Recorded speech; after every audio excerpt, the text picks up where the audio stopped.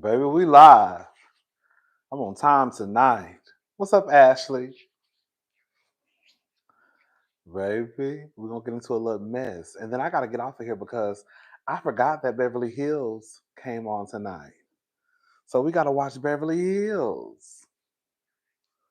So I don't wanna keep y'all too long and I don't wanna keep myself on here too long. Hey Ebony, what's up? I'm gonna wait for a few more people to get in here. And then we just gonna get to talking. It ain't nothing deep. We ain't, baby. Okay, okay. Who said that? Kawali 04. Okay, y'all know we're gonna get into the mess. What's up, Natasha and Ashley? What's up, Kimmy? Yeah. What's up, Toya and Ashley, Angie, Tierra? What's up, y'all? Yes, baby. We gotta get into the mess tonight. Hmm.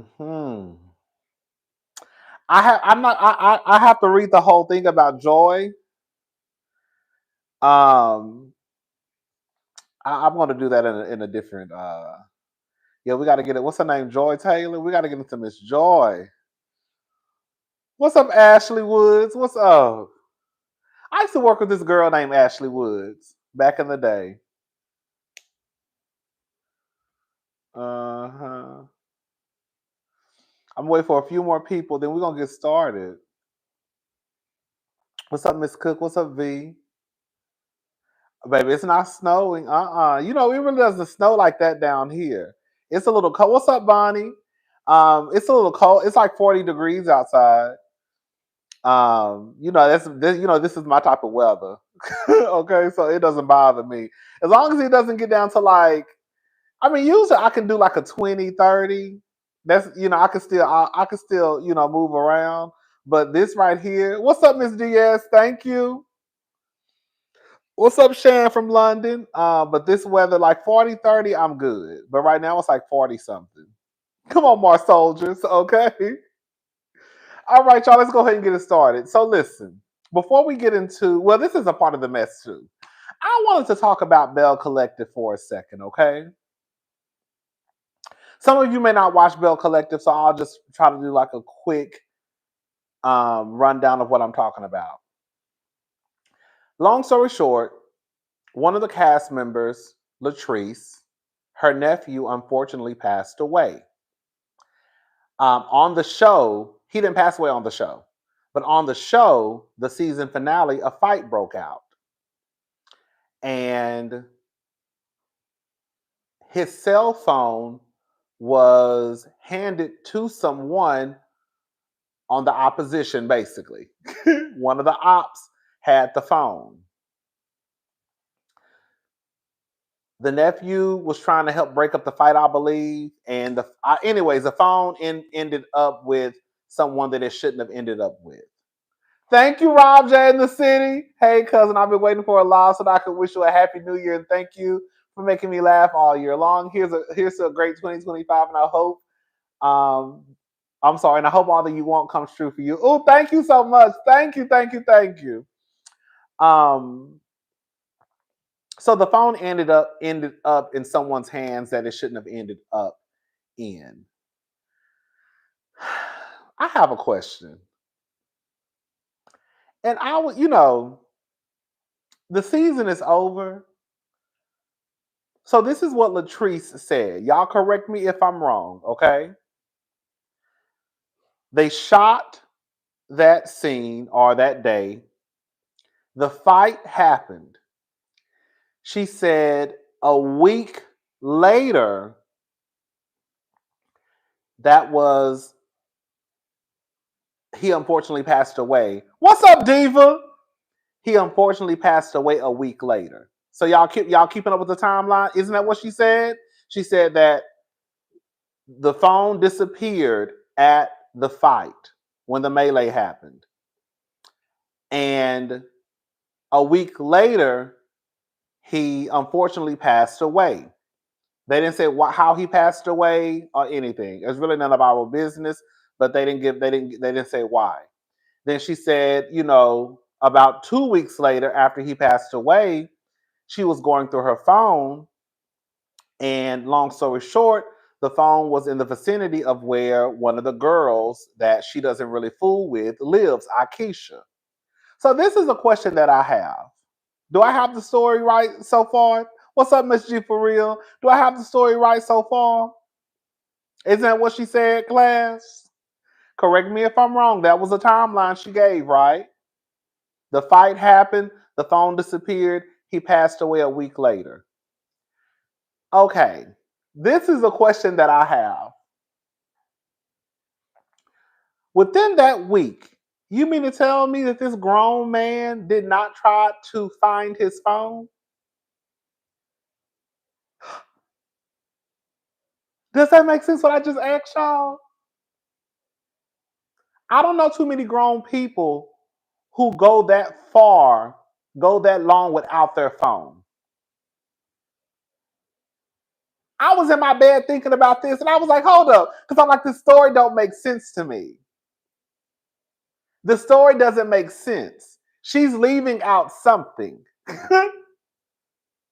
Because if the fight happened at the restaurant, the mess, everybody, it was just chaotic, right? You lose stuff in a fight. You lose stuff in a fight. Once the fight was over, he wasn't like, where's my phone? Where's my phone? Where's my phone? Where's my phone? So you mean to tell me he went a week without his phone?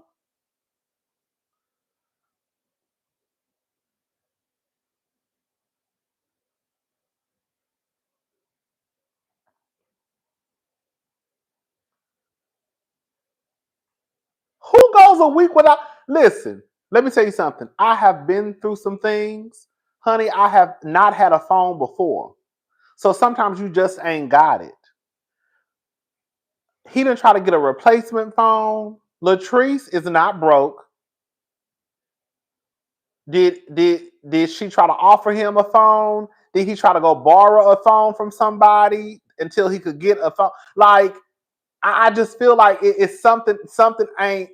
Girl, let me tell you something. If I can't find this phone, girl, if I can't find this phone, girl, I'm not going a week without a phone. Girl, like, what I need to know. I need to know what happened within that week of him losing his phone. That's all I'm asking, really. What happened from the time that he lost that phone at that fight to the point where unfortunately he passed away? But what happened between him losing the phone up until that time? And she said the phone is still trackable. She said the phone, when she locates the phone, it's still on. Well, at this point, girl, why don't y'all just go get the phone? Let me tell y'all a story. This just happened probably Christmas. This happened before Christmas. My niece, I have 3 nieces. My niece Bailey, one day my nieces came over here. I was watching them until my sister got off work. I'll go get them sometime from school and then come over here, blah, blah, blah. So I guess one day her iPod, she has an iPod. I guess it must have fell out of her bag. I don't know, when we was outside putting them in the car, whatever. So my sister was like, hey, it's Bailey's iPod at your house. I listened to the iPod. Shout out to Nene. And I was like, mm-mm. And so my brother-in-law was making, you know how you can make the ding go off? You can make the ding go off. And she was like, it's somewhere at your apartment. I was like, it's not inside my apartment.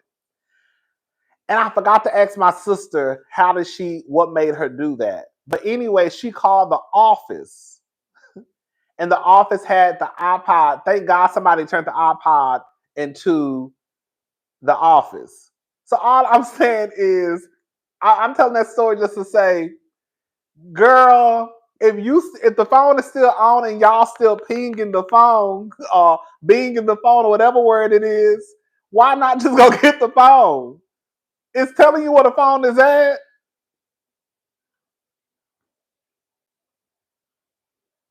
Girl, like, my sister literally called the officer like, hey.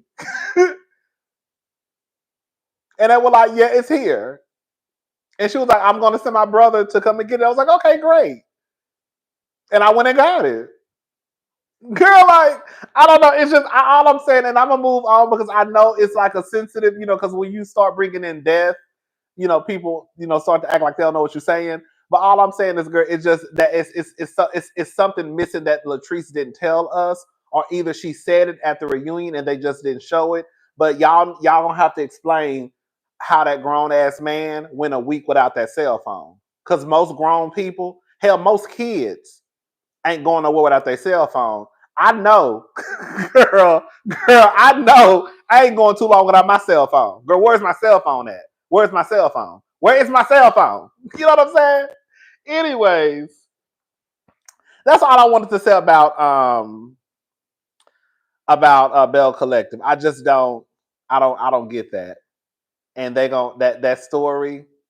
It's missing. It's some holes in that story. Girl, go get the cell phone or tell us what's really going on with that cell phone. Okay. And quiet as kept. I'm not trying to be funny. I didn't know this. Shout out to one of the cousins who told me this. I didn't know you could do this. It's a thing that you can do on your phone. I took a screenshot. It's called Apple Legacy Contact. So if y'all don't know this is some new tea for the girls who don't know because I didn't know. It's called Apple Legacy Contact, where you can go into your phone and you can add one of your contacts so that person has access to your phone in case you die. Well, not in case, because we all gonna die. But if you die anytime soon, that person, once you add that contact as the I guess the legacy contact, then that person has access to your phone. So another thing I would want to ask too is, are your phones your legacy contact? Girl, I never knew none of this. Girl, I don't even know nothing about these phones. Another thing too is, if she's not a legacy contact, what is she going to do with the phone when she gets it? You can't access anything on the phone unless you have access to the phone. That's another question I would have for Latrice. If you get the phone, how are you going to open up the phone?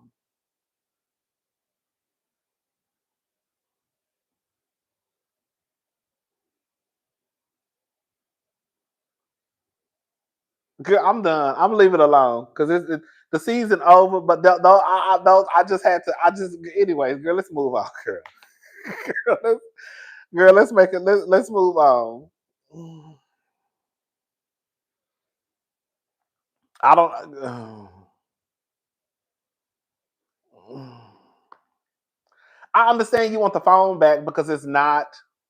It's not. It's not. It's not their phone. But if you got the phone back, if you can't access the phone, then you're not gonna get inside that phone. So the phone is just gonna be there. And if you know where the phone is at, go get the phone. That's the biggest takeaway. If you know where the phone is at, go get the phone. Girl, that fight happened. How hold up. Girl, y'all want me? Girl, Latrice, I'm not trying to be funny. Latrice, that fight happened 7 months ago, 8 months ago. You mean to tell me that phone is still in the same place? And you just came down to the reunion and told us that the phone is still in the same place, and y'all still ain't when they got the phone? So the phone been in the same place. Sorry. That phone been in the same place this goddamn long. Now I know the reunion was shot, a while ago. But you mean to tell me that phone been in that same spot since the fight? The nephew unfortunately passed away. Y'all have shot the reunion, and the phone is still in the same place, and nobody ain't went over there and got the phone. Like, what is going on? I'm just not letting nobody play in my face. So when the stuff don't add up, I got some questions. That's all I'm saying. If it don't add up, I have some questions. Anyways, girl. So let's go ahead and move on, baby.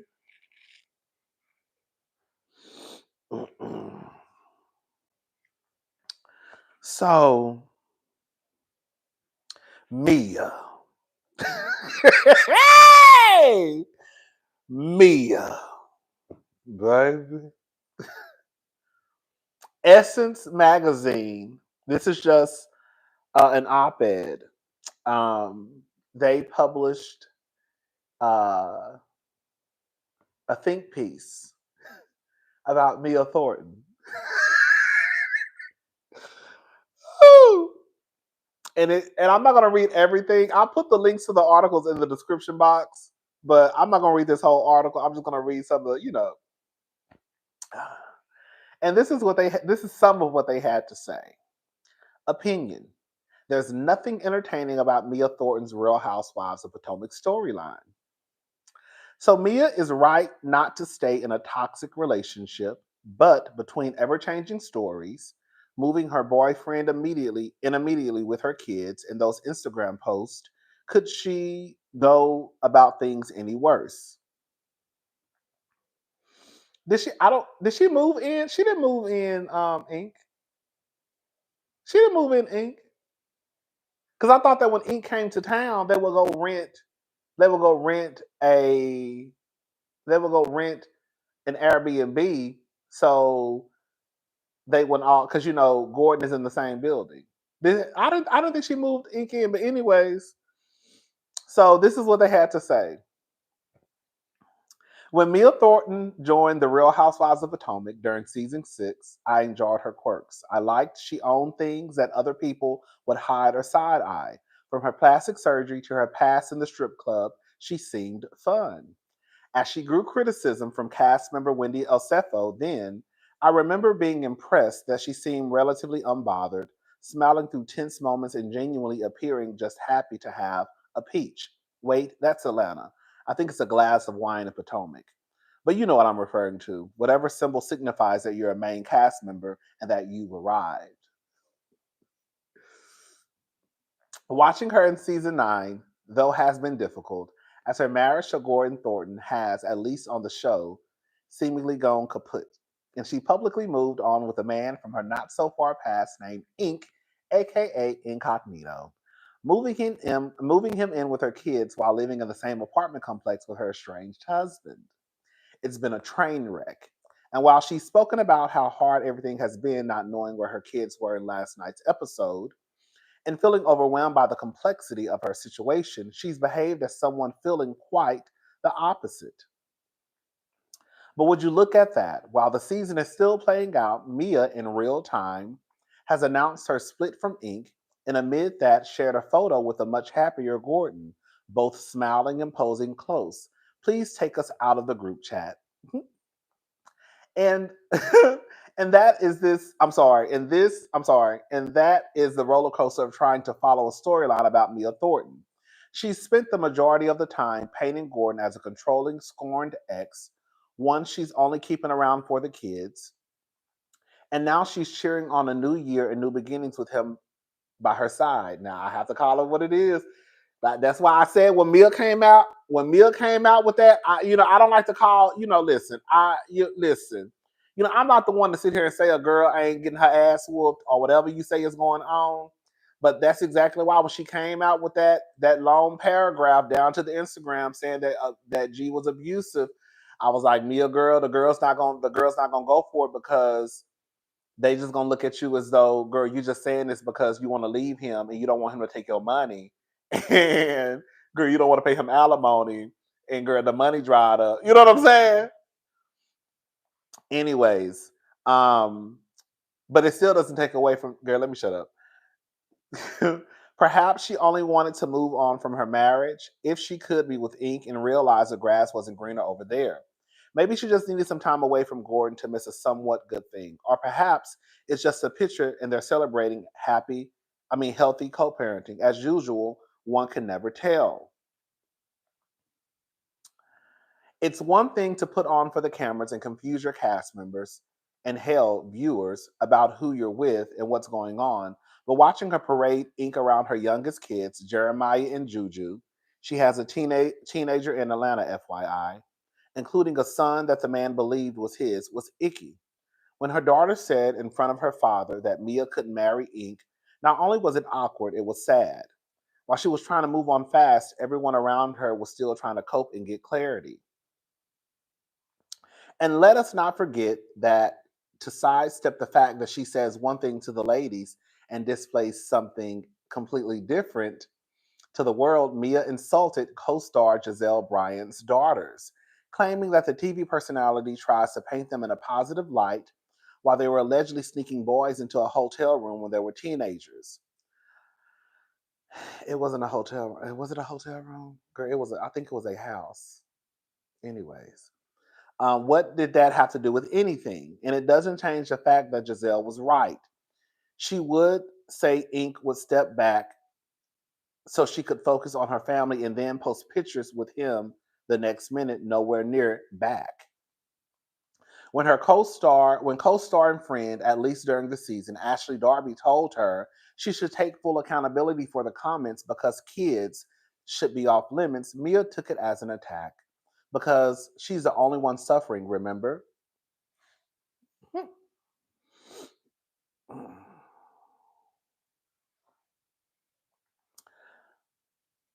But therein lies a problem with Mia. She may very well go through hell with Gordon and sometimes with the ladies too. I'm not in agreement with Giselle and Karen calling her out about a very real issue in front of people. I'm sorry, in front of everyone in the very first episode. If you care about her kids, call her. Now, I'm with that one. Still, she struggles to take responsibility for the role she plays in her mess. If you're going to preach about being authentic, being able to say, I probably could have done this differently publicly and privately is a part of that, as well as modifying how you do things based on those missteps. But she keeps us in the group chat, and my teeth remain clenched in the shame of it all. That's not the whole article, it was a little bit more.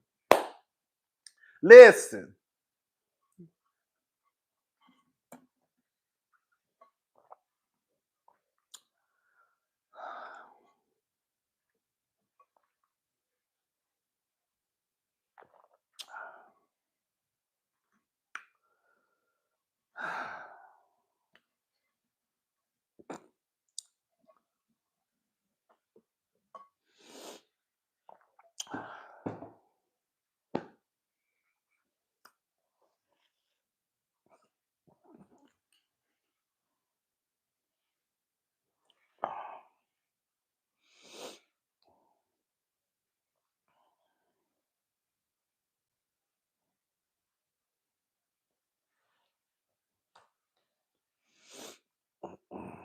Girl.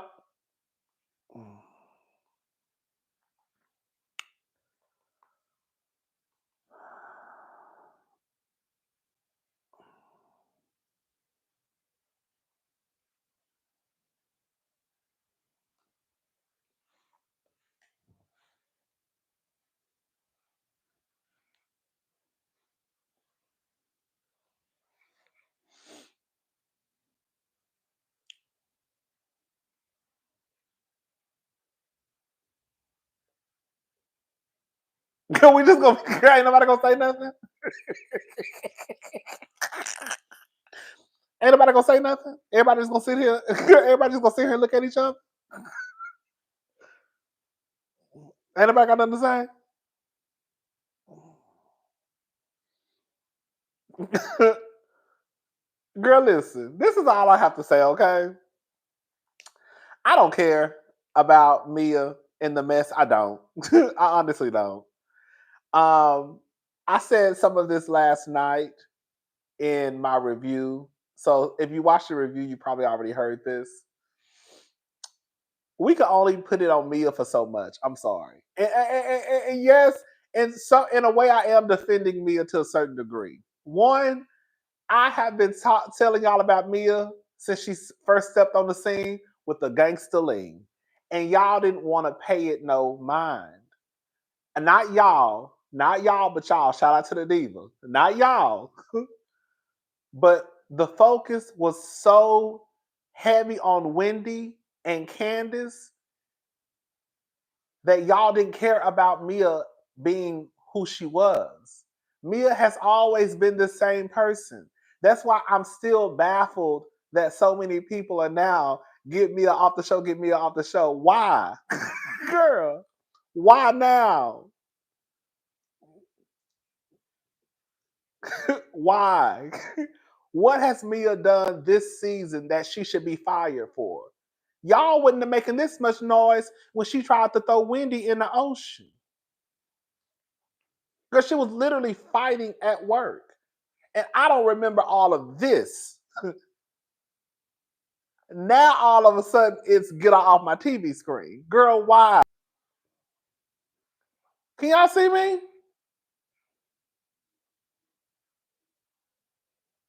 Because something happened. Can y'all see me? It said it disconnected. Girl, the screen went blank.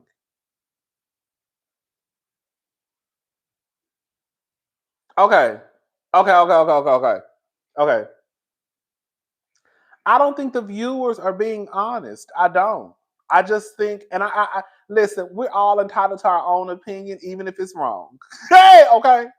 I don't think a lot of the viewers are being honest. I really don't, and I'll tell you why. No one is going to convince me that Mia has declassed this show.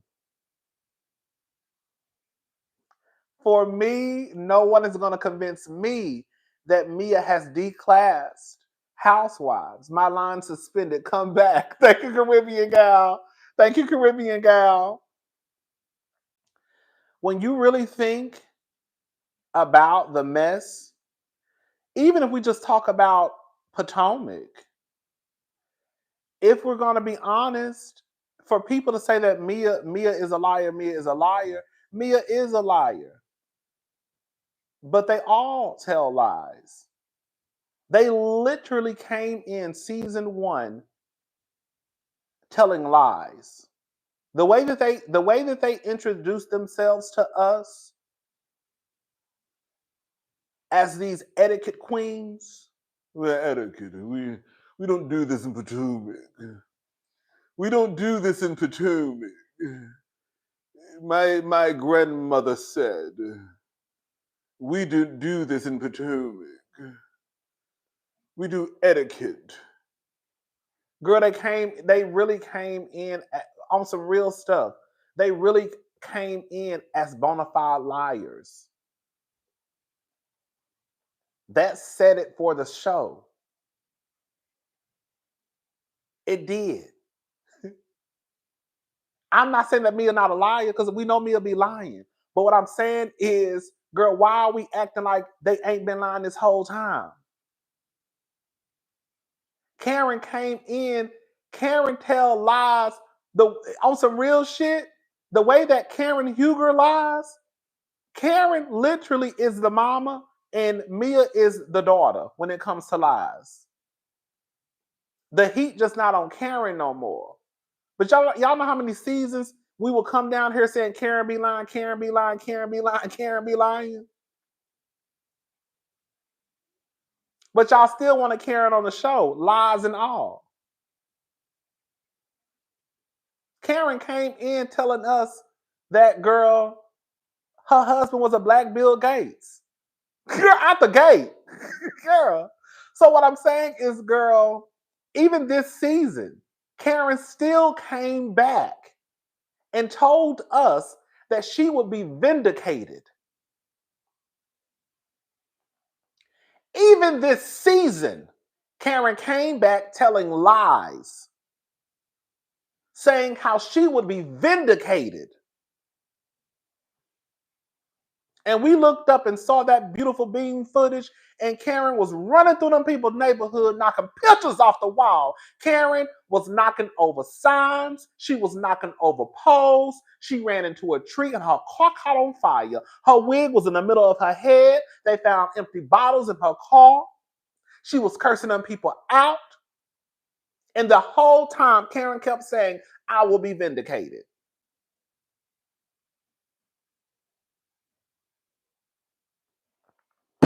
Let's talk about declassing the show while we here. Again, I'm trying to figure out what shows y'all been watching. In no particular order. You got Erica Jane on Real Housewives of Beverly Hills, who was married to a white man named Tom Girardi, who was stealing money from burn victims, widows, and orphans. Millions of dollars. If that ain't declassing the show, then I don't know what is. You had Jen Shaw over there on Salt Lake City stealing money from old people with 8, 9, 10 assistants. Girl, I've been dragging Mia since season 6. Mia was a part of the problem with the mistreatment of Wendy and Candace, so folks keep dragging that heifer. Thank you, Niecy Badass. Hello? You had Teresa and Joe going to prison. Hello? You had Apollo and Phaedra in Atlanta with Apollo stealing from folk. Hello? Are we going to talk about it? Are we going to talk about it? Are we going to talk about declassing the show?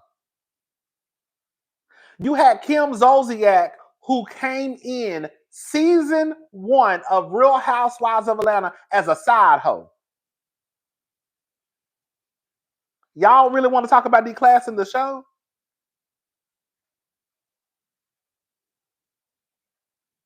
You had Portia and Phaedra, who got on TV and told a lie and said that Candy and Todd were going to take Portia back to a sex dungeon and rape her.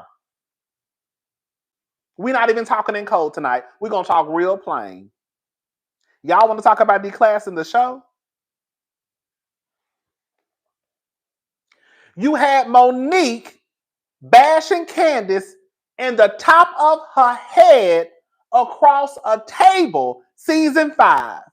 Y'all want to talk about declassing the show?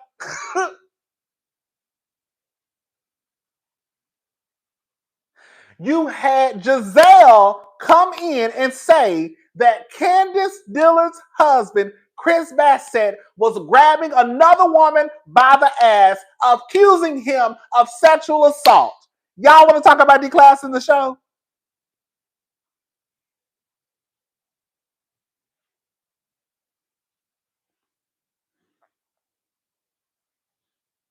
You had Gizelle insinuate that Chris Bassett was a predator who tried to lure her into her dressing room. I don't remember what he said.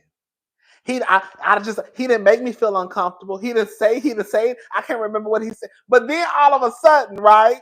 I can remember her exact words. It's I told Robyn, girl, like are we like what like, and that's why I look at the declassing the show line with Mia as bullshit. What shows y'all been watching? If we're gonna be honest about it, Housewives been ghetto. We just didn't want to admit that it was ghetto as hell. Because for a lot of us, we did put the Housewives on this pedestal. But the fact of the matter is, it very much is Zeus. It very much is VH1 Basketball Wives.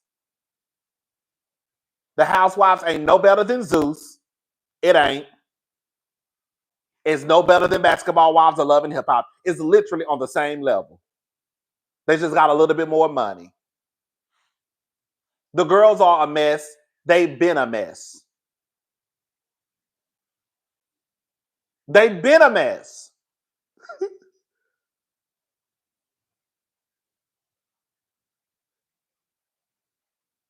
Mia is a mess.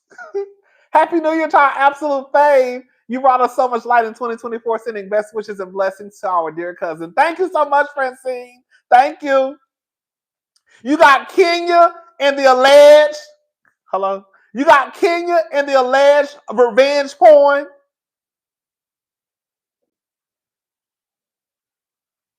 Like I'm just saying, y'all, if we gonna be fair, be fair. That's all I'm saying. If we gonna call it out, call it all out. Because on some real shit, before we get to Mia, it's more than a few of the faves that should be getting roped up and girl thrown out on the street.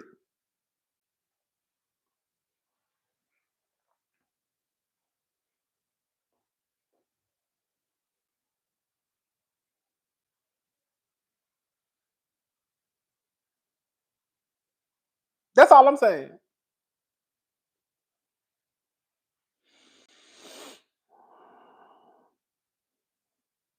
Okay, you had Portia in the room allegedly getting dicked down by Big Dick Bolo. Girl, y'all want to talk about girl D-Class in the show. Girl, this girl was in the room getting fucked by a stripper. Girl, from what they said, I don't know, I wasn't there. But girl, they said Portia was in the room with her legs in the air, getting fucked down by a stripper named Bolo. And y'all talking about, oh my God, it's D-Class in the show. Girl, what?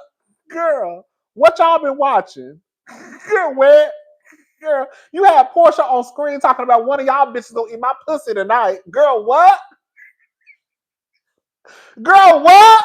Girl, what are y'all watching? Girl, now all of a sudden season 9 is D-Class in the show. Girl, what have y'all been watching? Girl.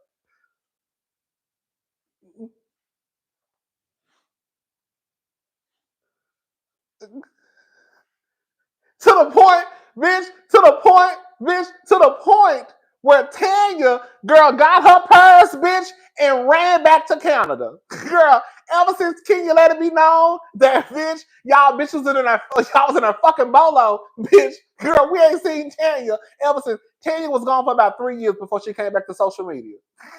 Okay. Also, Teresa Judice, by the way, if Mia leaves, there will be no show because the girls are giving nothing. Thank you, Wendigo. And let me just say this. I'm going to go ahead and say it. Mia's storyline is a lot.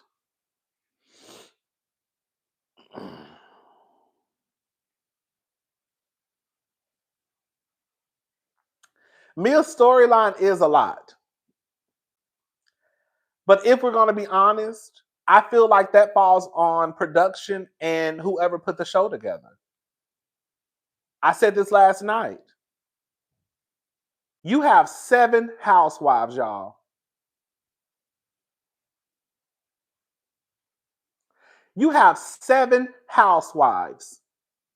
Let's count, because I don't want to be lying. You got Gizelle, Karen, Wendy, Mia, Ashley, Kay, and Stacy. 7. You have 7 housewives. And the most we talk about is Mia and Stacy.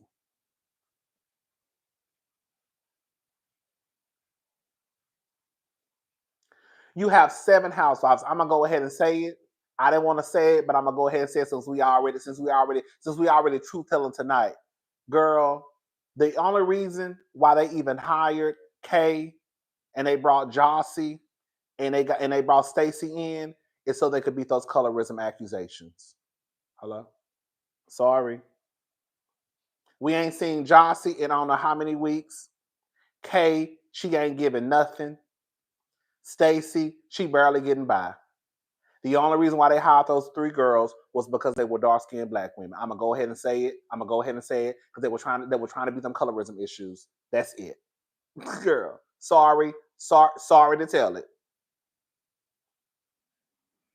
Because Kay really should not have no peach. She should probably be a friend of the show. They brought in Vivian.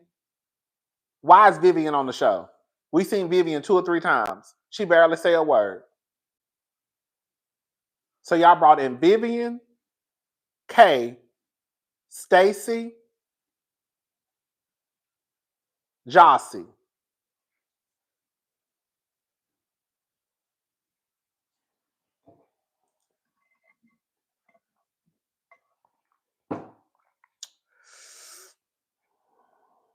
Exactly. Y'all don't even know who Vivian is. Girl, nobody. Girl, Vivian ain't nobody, girl. I mean, she's somebody, but she was on the show, but then she like disappeared, then she came back. She just kind of be floating in the background a little bit. I think she had the store. Remember when Karen and Stacy went to that store? I don't know if that was Vivian's store. Was that Vivian's store? I can't remember. I know she got a Hermes though. It's Karen's friend, basically. It's Karen's friend. Yeah, that's what I'm saying. She's barely been on. She'll say like 2 or 3 words, but for the most part, she really hasn't made a splash. So you have seven housewives, and you had 3 friends of the show. Are y'all getting where I'm going with this? You have 7 housewives, and then you have Jackie as a friend of the show. You had Jossie as a friend of the show, and then you had Vivian as a friend of the show. That is 10 women. That is 10 women. 10. Now you take away the friends of, you got 7 housewives left. And you mean to tell me the most y'all could come up with was to wrap the season around Mia?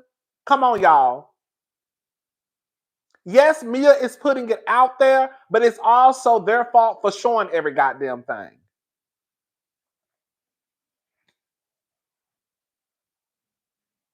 What the other girls doing?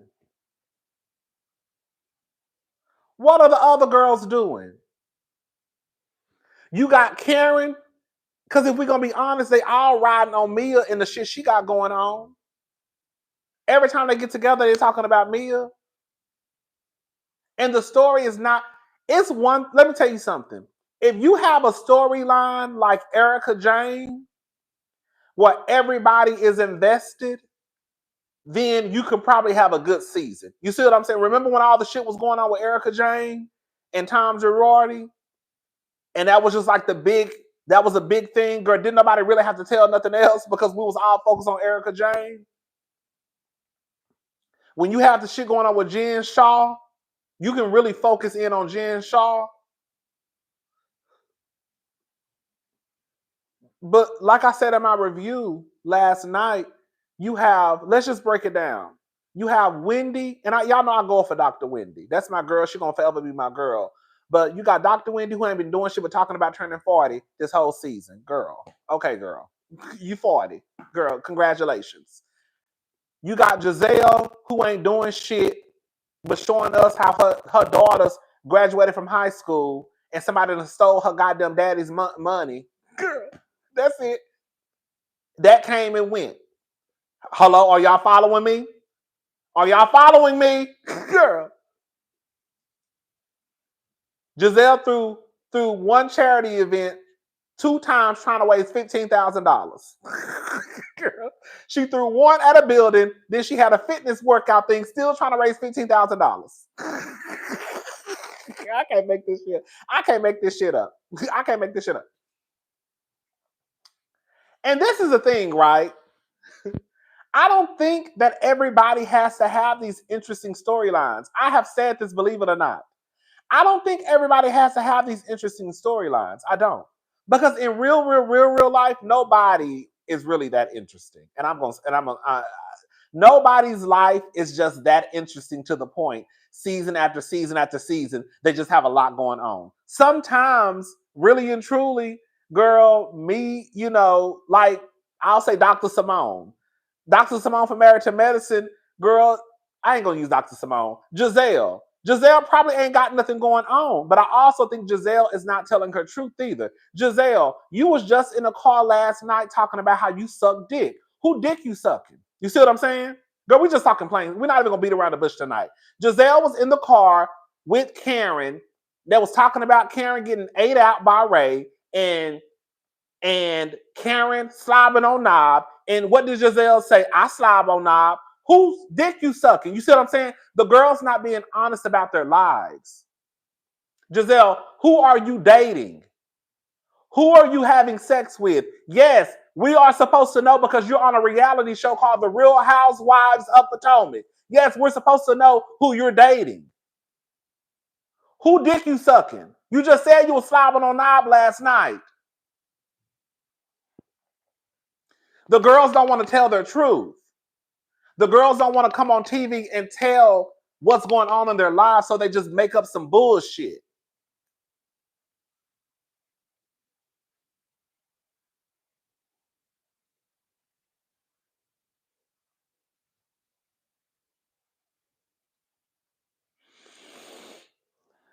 Wendy's storyline is not that interesting, but she got something, if we're going to be honest. She met up with her mama. She quit her job. You know what I'm saying? We still haven't even seen Wendy go to the White House yet.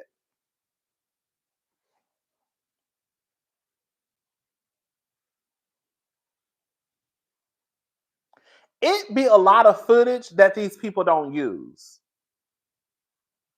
It's a lot of footage that they choose not to show. I'm going to tell y'all something I never told y'all before.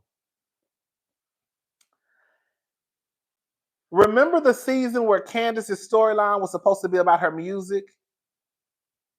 I think it was her last season or the season before that.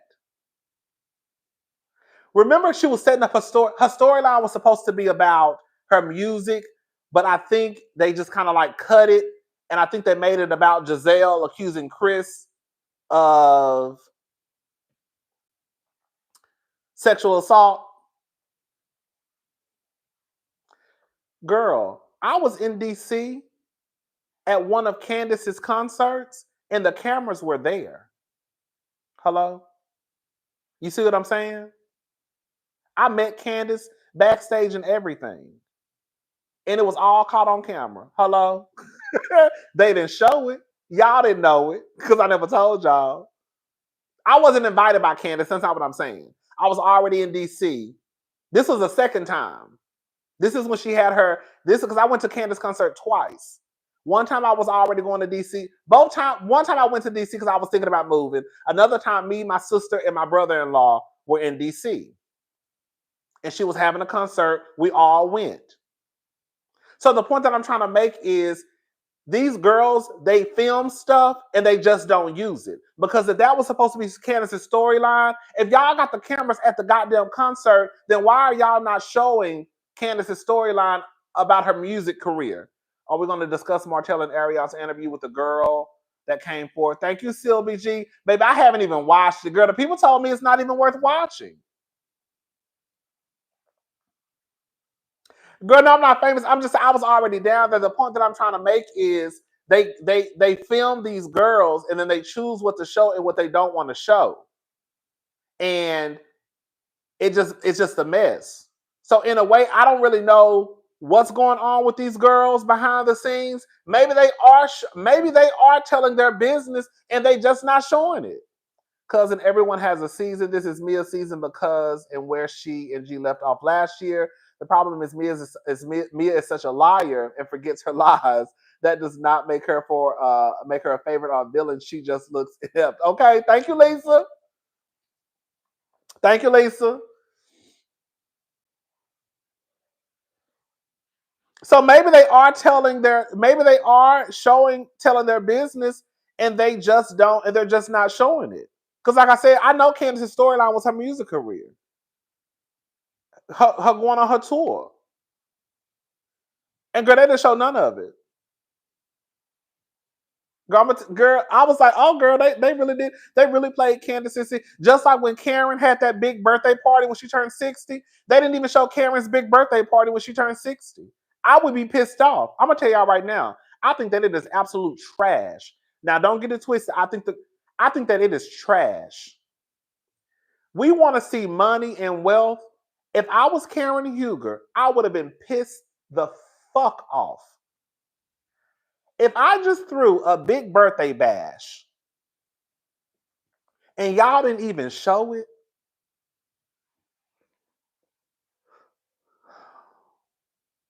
remember when Cameron turned 60 or 59, it was one of her birthdays they did not show. She had a big birthday party. They did not show it. I would have been pissed. You already have these people spending their money, right? Trying to throw a little event, And then you don't even show it. So, anyways, I just feel like Mia is a mess. The other girls, if they have a storyline, they're not showing it.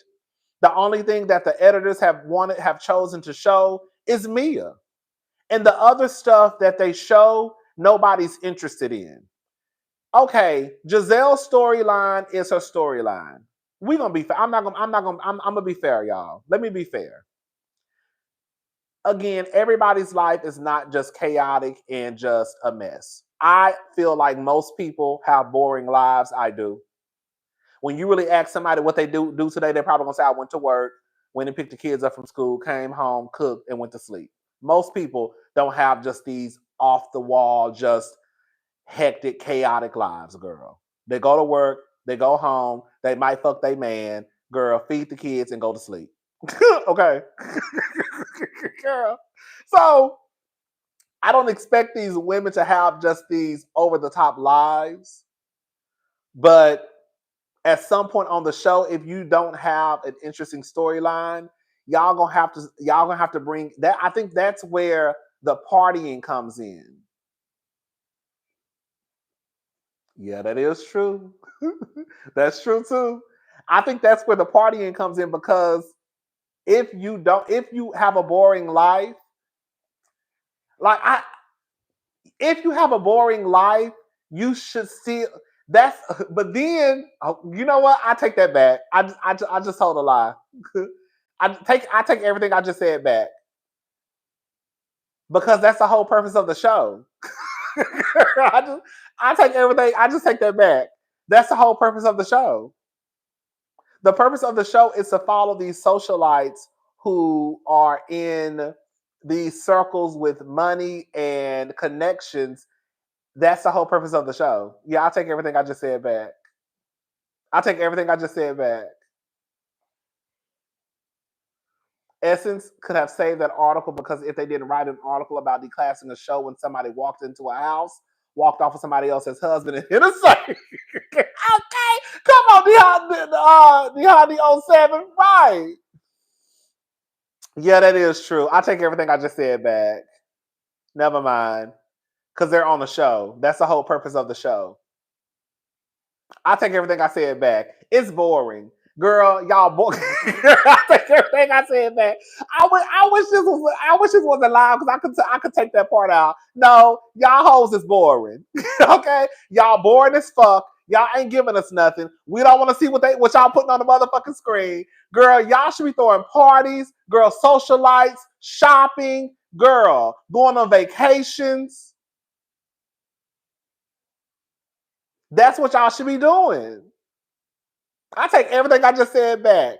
We can be boring because we're not on TV. Y'all can't be boring because y'all are on TV, and the purpose of the show is to entertain the people.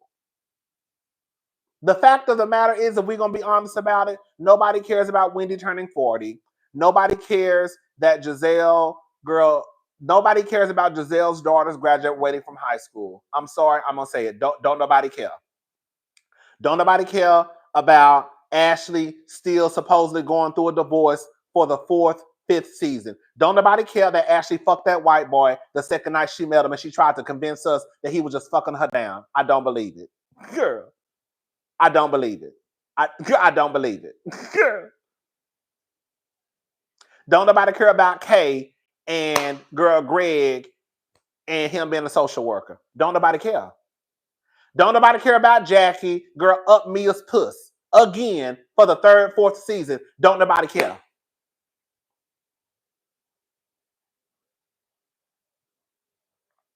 What people are talking about, but they hate, is Mia. And we talked about Stacy and that man who she over there claiming she dating, boy, best friend, sister, brother. I don't know. And then Karen, of course, who is not going to talk about her DUI. Okay, it was an open case. Like, the girls are boring. The girls are boring. They are.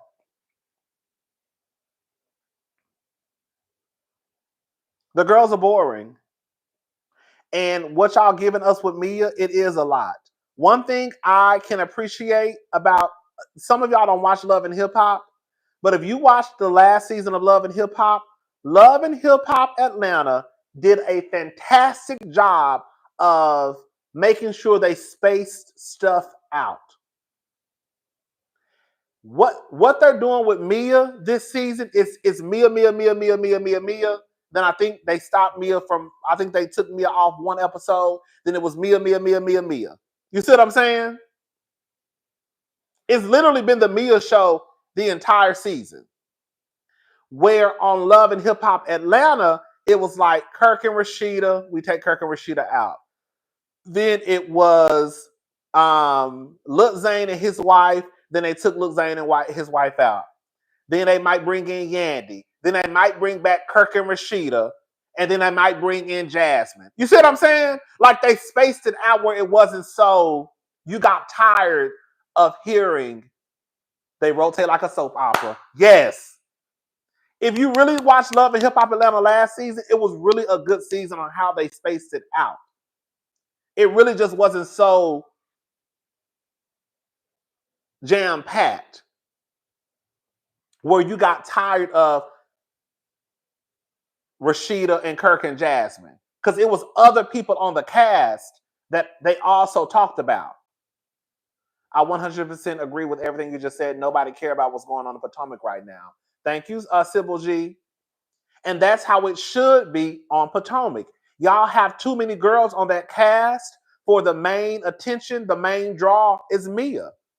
It should have been Mia, and then Gizelle, and then Karen, then probably back to Mia, Wendy, Stacey. Like, y'all have too many girls for it just to be about Mia.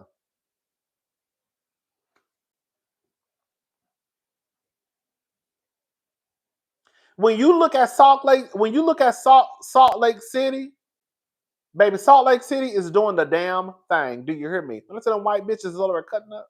Girl, do you hear me? Salt Lake City is taking it, baby. When I say they are taking it. And you know why it's a good show? It's a good show because I don't think they're lying about their lives. Well, I take that back. Some of them. Salt Lake City has not had one filler episode this entire season. I swear to God. And another thing too, and I have to be honest, outside of Mary and her situation with her son, Salt Lake City is not just so gutter snipe. You know what I'm saying? When you really look at Salt Lake City, it really is. They really are giving you what Housewives is supposed to be about. If we're gonna be honest, if you look at Salt Lake City, they're just giving you the girls who got a little bit of money, and they arguing about shit in the friend group. Ain't nobody, talking about nobody being bipolar.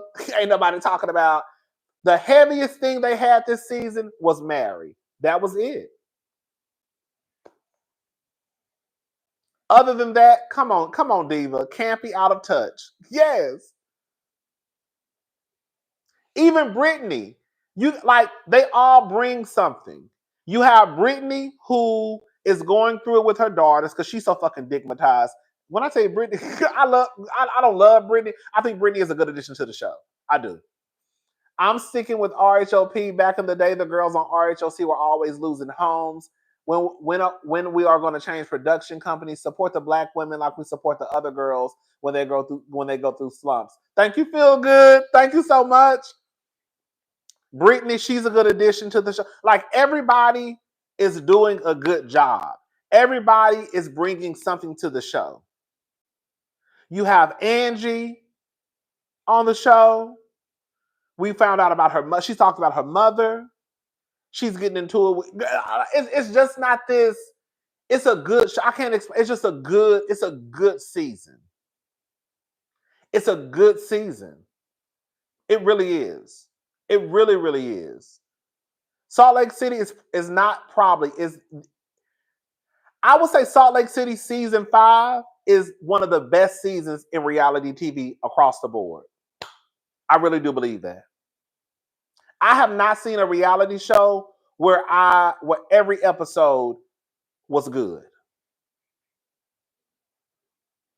Literally every episode this season has been good.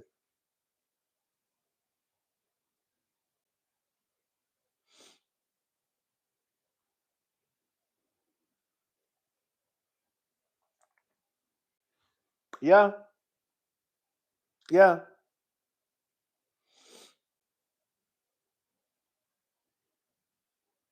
But yeah, Potomac. uh, May, can I ask? Can we have some kitchen table talk? Y'all think we too hard on the girls because they black? Do y'all think we're too hard on Potomac and Atlanta because they black?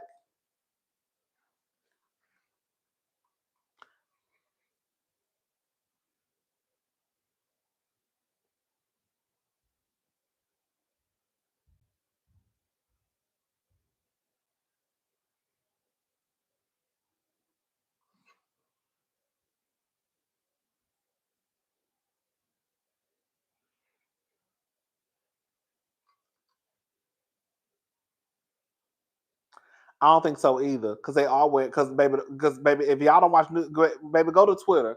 I want y'all, baby. I want y'all to go to Twitter and just put in hashtag RHONY and look at how the white people over there dragging the fuck out of New York.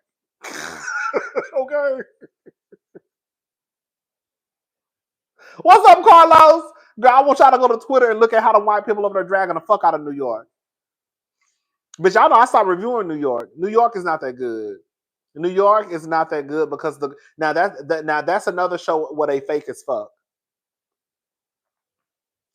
They're fake and they're not telling. Ugh, I don't know. I just like I had to stop reviewing New York because it just wasn't good.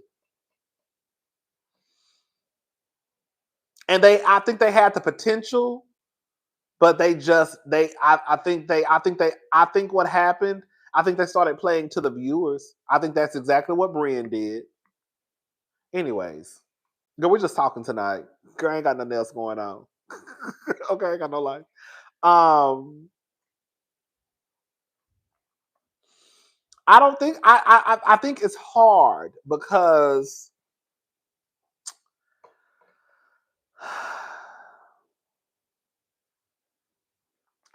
I think it's hard. I think it is too. I think I just I'll say this also. I don't think people are just that much into Housewives anymore.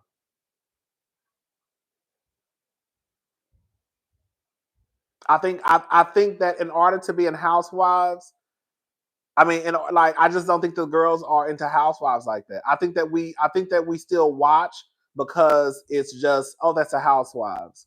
But other than that, it's just kind of like like I knew people were like. Let me tell y'all something.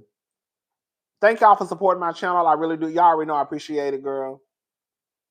But I knew y'all didn't give a damn because I didn't give a damn and I didn't give a damn and y'all didn't give a damn. When I skipped over Potomac, whatever episode that was about 3 weeks ago, for the most part, anytime people want to talk about something, they'll be like, "Hey, Rodney, you gonna talk about so and so? Hey, Rodney, don't forget about so and so. Hey, Rodney, don't forget about so and so." It could be a different, like a whole different video, and somebody will leave a comment about a whole nother review or something else. You know, they'll have nothing to do with the video. Bitch, ain't nobody mentioned nothing about Potomac. I didn't see one comment that say, "Hey, Rodney, you forgot to review Potomac this week." Or, "Hey, Rodney, when you gonna put the review?" "Hey, Rodney, when you gonna put up the review for Potomac?" Now, I didn't see not one comment, not one. I swear to God. And for the most part, I usually see comments like, "Hey, Rodney, when you gonna have up Love and Marriage Huntsville? Hey, Rodney, when you gonna have up Bill Collective? Hey, Rodney, when you gonna have up, girl?" Somebody asked me. Hell, somebody asked me, "Rodney, when you gonna review Love and Marriage, Love and Hip Hop Miami?" I said, "Love and Hip Hop." Somebody literally, I said, "Girl, Love and Hip Hop, I ain't reviewed Love and Hip Hop Miami, and I don't know how long."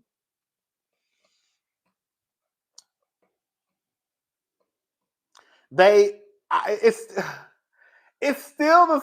Girl, I don't want to just complain. I don't want to complain because nobody's forcing me to watch Potomac. But y'all, nothing really changed with Potomac this season. It really didn't. If we're gonna be honest about it.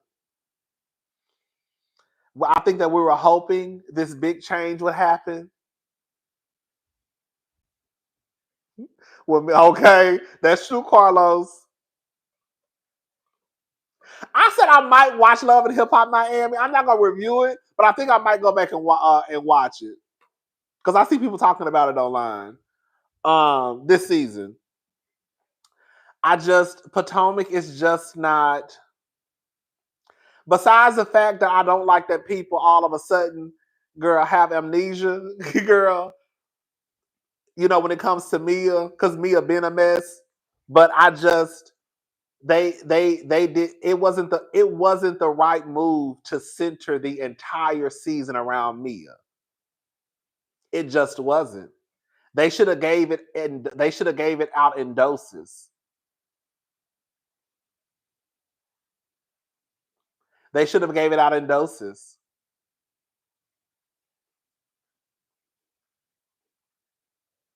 And it's too much Mia. But the gag is the other girls ain't giving shit. So who do you get mad at? Mia for putting it out there and then them choosing to put it on TV? Because Mia didn't edit the show. She filmed. She filmed it, but she didn't put it together.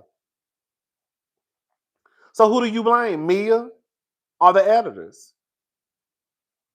Because y'all still got 6 other housewives. Hello? What the other girls doing? It's no shade. But what are the other girls doing?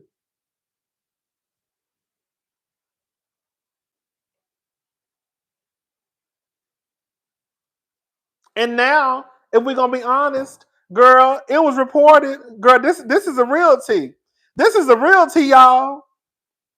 The real tea is this. This is according to All True Tea. Outstanding reality program, reality competition series game show. Girl, guess who got nominated? Guess who got nominated for an NAACP award? Celebrity Family Feud, Password, Rhythm and Flow, Tia Mowry, My Next Act, and guess who got nominated for an NAACP award?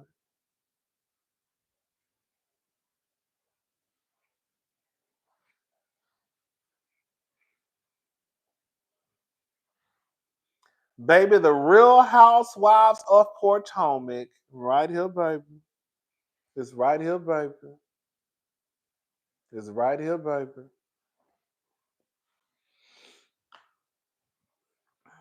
Y'all better say thank you, Mia. Mia done got those girl. Mia done got those girls. Girl, Mia got those girls nominated for an NAACP award. Girl, I said, bitch, I know you fucking lying. That's what I said. How? Girl, that's what I said, bitch. I said, bitch, I know you fucking lying. An NAACP award? Bitch, girl, what they say? Mia said, Essence, girl, Mia said, you might try to take me down, Essence, but bitch, I ain't going down without a fight. Mia said, let me go ahead and pay for this. Bitch, Mia said, bitch, let me go ahead and pay for this NAACP award nomination. Bitch, y'all gonna have to. Bitch, y'all gonna have to say, girl, bitch, girl, I'm not going out. Bitch, Mia said, I'm not going down without a fight, bitch. Mia said, I rise. Mia said, I rise. Okay? Phenomenal woman. Okay? Mia said, bitch, y'all trying to take me down? Baby, please, I'm about to get this show nominated for a motherfucking NAACP award. Mia said, I ain't going no motherfucking well. Mia said, I ain't going no goddamn well. Y'all thought that y'all was gonna get me out the motherfucking door. Bitch, we got nominated for an NAACP award, bitch. We in that thing. Mia said, baby, I see you. Mia said, see you season 10. Gizelle over you got Gizelle. You got Gizelle over there paying Essence to write articles and shit. Yeah. Mia said, bitch, I'm about to go take this money I'm getting from G and go girl buy us a motherfucking NAACP award nomination. That's exactly what she did. Mia said, bitch, y'all got me fucked up. Mia said, but you think I'm about to Mia said, you think I'm about to lose this motherfucking Bravo check? You think I'm about to lose this Bravo check? Baby, please. Mia said, you got me fucked up. Shit. I know that's right.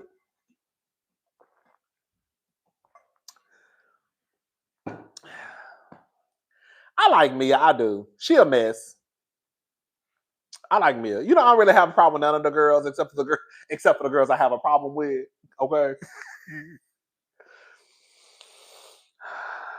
But girl, it is what it is. We all think what we think. I think Mia is a mess. She been a mess. She gonna forever be a mess. But I think that's the problem. I think that's the problem that I have. That Mia been a mess. So it's like she been a mess. Like, cause she been a mess. Now y'all mad because y'all just didn't figure out Mia was a mess because Mia been a mess. You know what I'm saying? Y'all trying to act like this shit is new. Oh, sorry. Anytime anything having to do with Potomac is nominated for an NAACP award, an Essence article is born. Hey, reasonably shady. Come on, Liberia Rose, baby. I still don't know how. On some real shit though, I really don't understand how Real Housewives of Potomac got a nomination. That don't even make sense to me. Hell, I could see Married to Medicine before Potomac. Girl, I could see Love and Hip Hop before Potomac. Hello? Y'all, how? Based off what footage? I want to know who in the fuck was watching season 9 of Potomac and said we're going to nominate this for the best reality show. Who in the fuck was in the room and said we're going to nominate Potomac? Who said that? Bitch, even if y'all got the nomination for season 8, I would still say, who the fuck gave season 8 a nomination? You see what I'm saying? Thank you, Lisa. Cousin, all the girls lie, but Mia is lying about the paternity of her children, the people she is supposed to protect. She has been a liar, but this is a bridge too far. Thank you, Lisa. Sybil G, thank you. Mia will be sitting next to Andy again this year. Move Gizelle to the end. You know, that's why she really mad, child. I mean, you know, that's why she really mad, child. I don't know, girl. It is what it is. Girl, they just handing out nominations. Girl, they might as well nominate me for motherfucking YouTube. Bitch. Girl. At this point, if we're going to be honest about it, bitch, if the Real Housewives of Potomac ain't going to get a nomination, then why the fuck I didn't get one NAACP? Shit. Since y'all just giving out nominations and shit, hell, give me one. The fuck? And I know I'm damn sure more entertaining than the Real Housewives of Potomac. Shit, give me one. Put me in the category. Motherfuckers. Oh, hey, Nassus.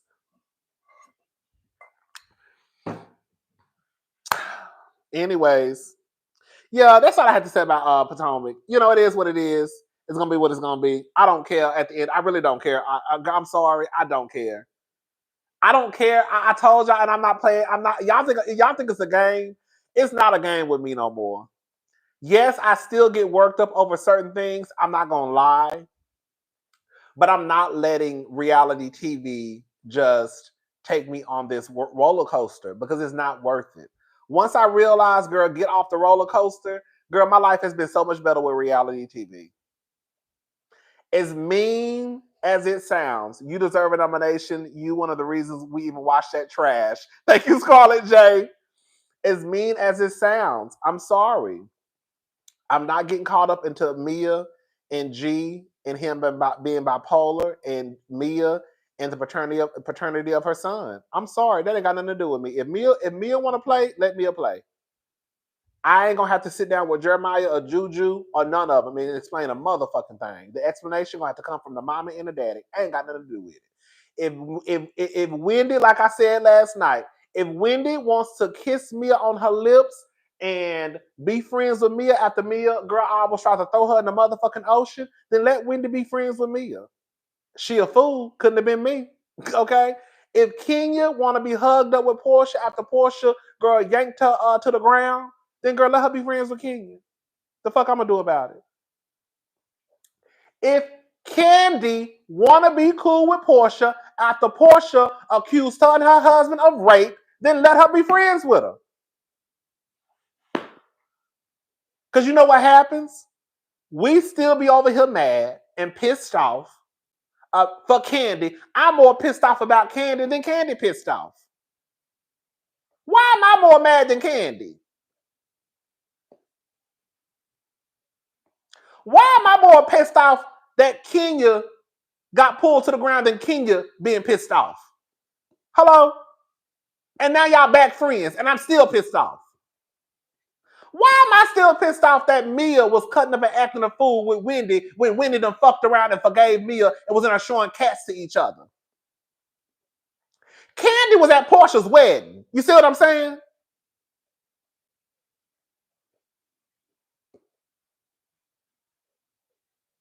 Why the fuck would I give a damn about Mia calling Gizelle's daughters a pack of whores when Gizelle don't give a fuck?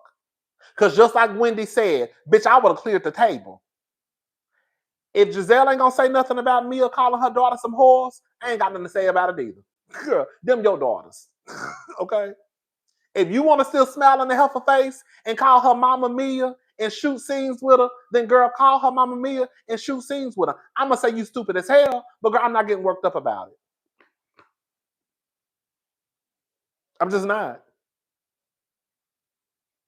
I'm worked up and pissed off, and y'all done forgave each other and moved on. And girl, y'all in the bathroom showing each other y'all pussies, girl, taking pictures together, taking shots together, and we still over here mad.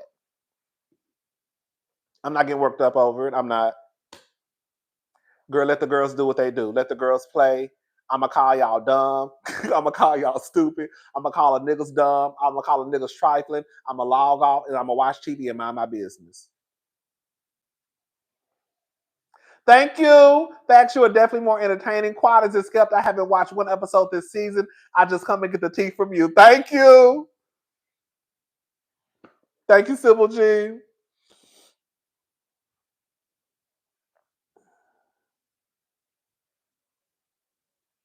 I ain't saying nothing about talking about no kids. Do I want to talk about kids? I ain't said that.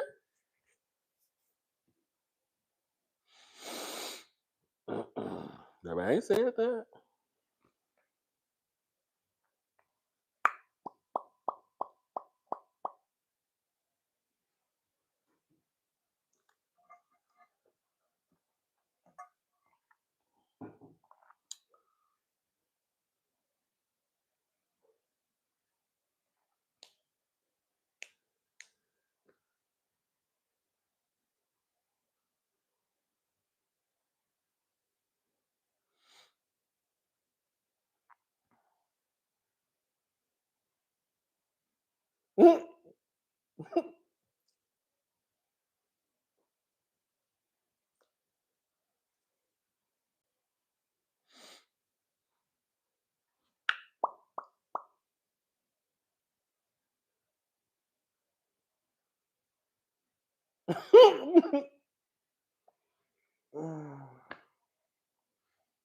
Thank you.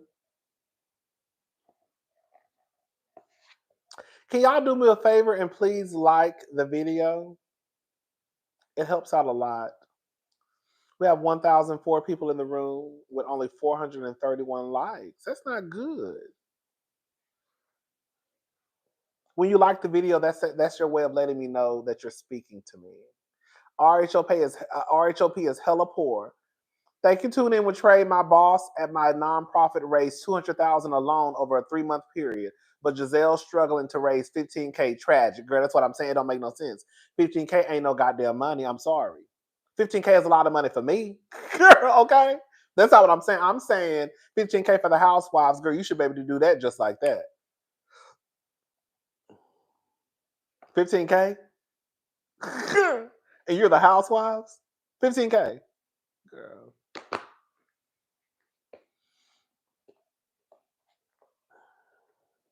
Girl, $15K.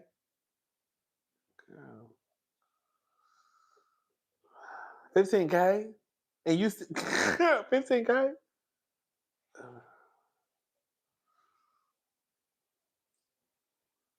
My B-Day is tonight. You're my fave YouTuber. Happy birthday, Jita. Thank you. Happy birthday. Y'all say happy birthday to Jita. Yes. Gizelle was trying to raise $15,000 for something. Her father passed away. He had cancer. So she was trying to, raise money for like I think the organization or something like that. I think was it brain tumor? I think he had a brain tumor. He passed away. He passed away fairly quickly. I think it was like a few days, like a week after they found out.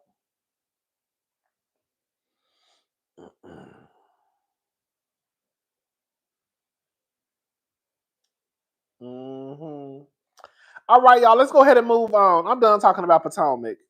So Skip, I'm not gonna read this whole article. I'm just gonna give y'all a quick rundown. Skip Bayless, and then we'll be back to talk about the rest of the girls over at Fox.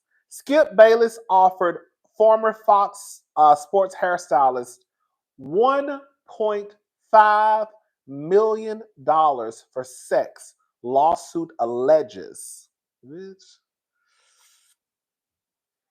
A quick one, too. Longtime television sports firebrand Skip Bayless is accused of making repeated unwanted sexual advances and offering $1.5 million to have sex with a former Fox Sports hairstylist, according to a lawsuit filed by the woman. Thank you, Marjan. Love you. Happy New Year. Thank you. The lawsuit, y'all know I got something to say. Y'all gonna judge? Y'all gonna judge me? Don't judge me. The lawsuit filed Friday in Los Angeles accused Bayless, then a Fox Sports host, of trying to pressure plaintiff. I cannot pronounce this woman's name, but I think it's Nosheen Faraji, into a sexual relationship, including allegedly offering her $1.5 million for sex after she told him of a cancer scare in 2021. And it just goes on to talk about how she, the lawsuit also names popular host Joy Taylor, accusing her of telling the plaintiff to get over it when Fox Sports 1 executive Charlie Dixon allegedly groped her at a party. Taylor and Dixon did not immediately respond to requests for comments Monday. It goes on to show that how she became Skip's hairstylist, and he would, it started out as like a hug, and then it kind of became like the hugs became a little too close. Then he would kiss her on the cheek. This is all alleged.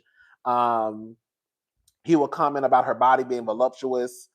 And then she told him about a cancer scare, and then due to her telling him about the cancer scare, he offered her $1.5 million to have sex. Now, bitch. I'm about to say something. I'm about to say something. Oh, do not judge me. Girl, do not judge me. Do not judge me.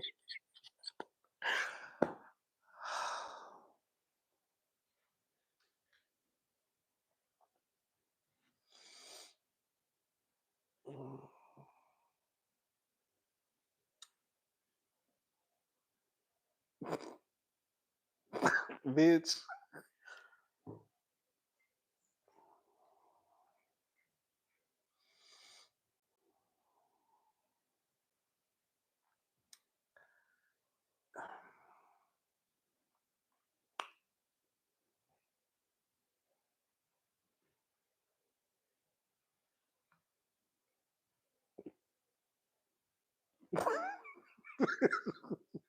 What's up, Cynthia G? Bitch.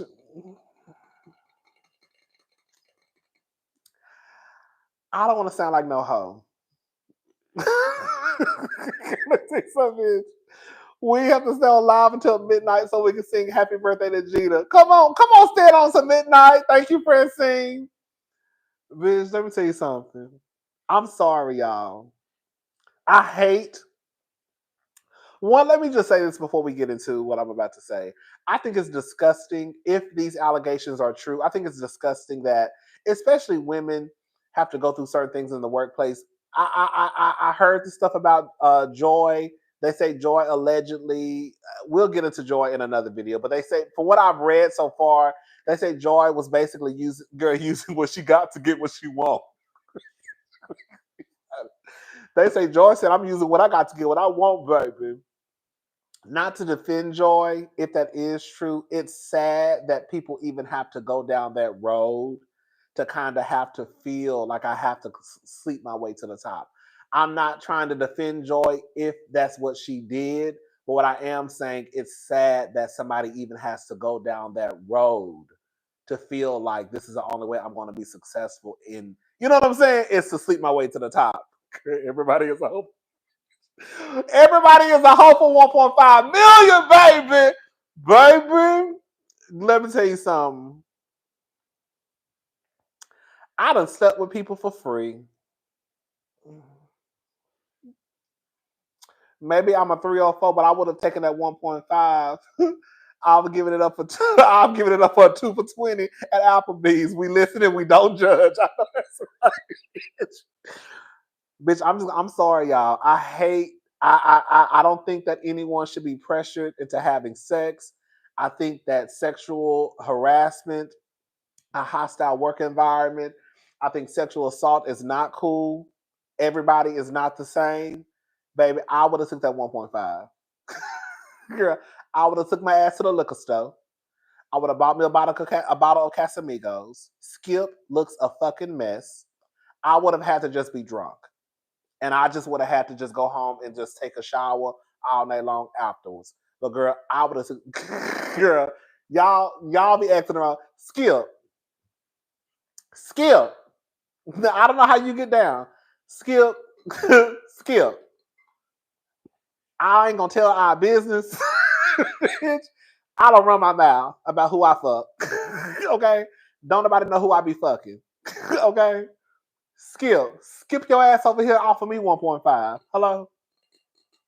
Bitch, I'm taking it. I'm not even gonna sit and play in y'all face. Shit, hold up. Thank you. 1.5 million. You could have gotten it for 1.5. Yes, I'm married. I'll ask forgiveness rather than permission. If my husband wants a divorce, I'll be okay. Okay. 1.5 million. Come here and Skip. Come on in here and turn off the lights. Okay, that's what I'm saying. Girl, we have the 1.5 million is a fair trade, not harassment. 1.5 million is a fair trade, not harassment. Thank you, Cynthia. 1.5 million. I know it's good. That's what I said. I don't want to I don't want to take away from people going through things in the workplace. But if we just gonna have some kitchen table talk between me and my girlfriends, listen. And some of my brothers, because I know most of the girls, if we gonna have some kitchen table talk with me and my cousins, girl, don't take this no further than this kitchen, okay? Girl, I would have fucked that white man. I would have. I would have fucked that white man for 1.5 million. I'm not even sitting here playing in your face. I would have. I would have had to be drunk. I would have had to be drunk to do it. Because Skip ain't nothing to look at. But I would have fucked Skip. I would have fucked the shit out of Skip. For 1.5? Yes. Yes. And I just want to, that's just some shit you take to the grave. Girl, yeah, I wouldn't have told nobody because I'm sure you got to sign NDAs, but that just was some shit that I would have to just take to the grave because I would have been fucking Skip.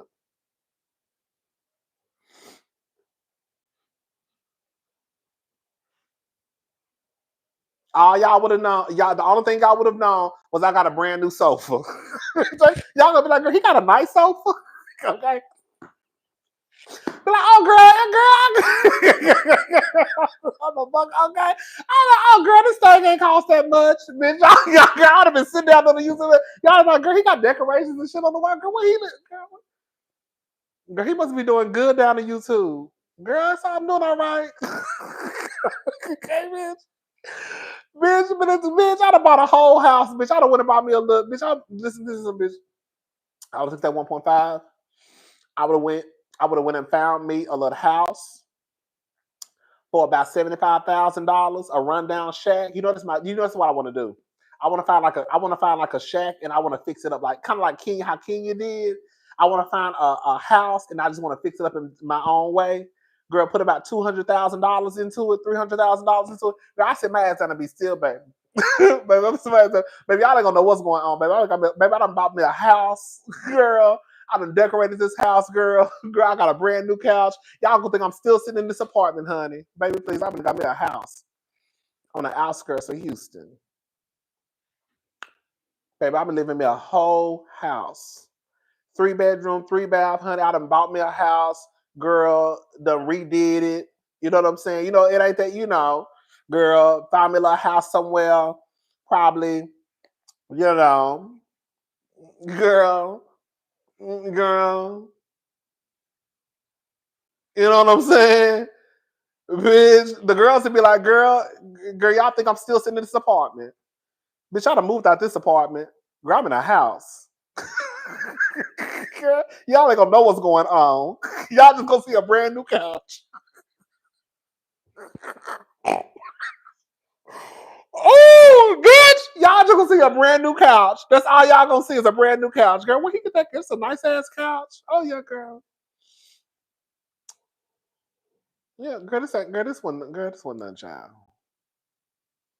Girl, it wasn't nothing, girl. Girl, it wasn't nothing, child. Girl, y'all ain't gonna know what's going on, baby. I'll just get that 1.5. I would have took that one. I'm telling y'all, bitch. I'm telling y'all. Y'all think I'm bullshitting, bitch? On my girl. I'm gonna tell you, bitch. I'm dead ass motherfucking serious, bitch. On my grandmother. Y'all think I'm bullshitting on my grandmother. Y'all know I don't play about my motherfucking nanny, bitch. On my nanny, I would have took that 1.5. Shit.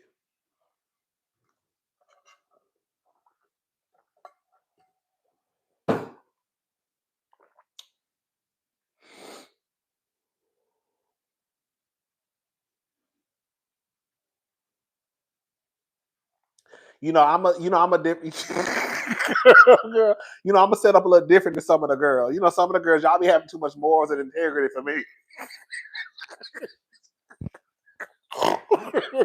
Y'all be having y'all morals be set up a little different than mine. and that's for one time. More than that, we would have okay, we negotiate. Pay me for my pain, okay? Bitch. Bitch.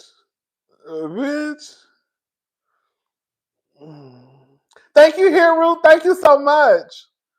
Baby, girl, I'm not set up like y'all, baby. I can get real gutter. Okay. I can be a real gutter snipe. Shout out to Mia. Girl, y'all be wanting to move out. No, I can't do it. I gotta answer for that one day. Well, girl, I have to just answer for it. Because right now, girl, I got shit I gotta do. I was literally thinking the same thing. I slept with people for free, 1.5 million, bitch. What exactly, girl? Please. And Skip is a mess. That's why you got to get drunk with Skip. You got to get drunk with Skip, baby. Anyways, y'all, we were talking about Ricky Smiley. Do y'all keep up with Ricky Smiley? A lot of people, I feel like a lot of people are on the same page with Ricky. The story not adding up. Have y'all been paying attention? Have y'all been paying attention to Ricky Smiley? He came out and said that he had 3. I just told a whole lie. Girl, and I'm sober as hell. He found out he had twins. I was about to say 3 kids. He came out and said he had a set of twins. I feel like Ricky not telling the truth about that story. That story don't make no sense. That story don't make no sense. I don't believe his version of the story. And it was a couple of people in the comments who were saying it's not Ricky's story doesn't make sense.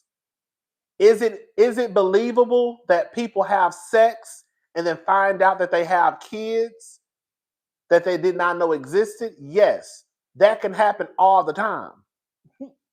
You can literally have a one night stand, the girl get pregnant, and then you look up one day and she's like, oh, I had a baby, you the father. We hear about stories like that. But baby, everybody got a price. Don't let the Christians fool you. I know that's right, Bonnie. Thank you. Hello? That wasn't, Ricky's story was not that I met a girl, we had sex, and then I bumped into her one day and she told me, you're the father of my kids. That was not the story. Ricky's story was, it was an ex-girlfriend, and I have known these kids their entire lives, to the point they even come over for play dates and birthday parties. She even calls me to ask me advice about when the kids get sick. That's not the same story. That's not the same story. For your ex-girlfriend to still come around and for her to bring her kids, and you have been knowing these kids their entire life, and then for you just to up one day and find out that you're the kid's father. Girl, what? So when did y'all stop fucking?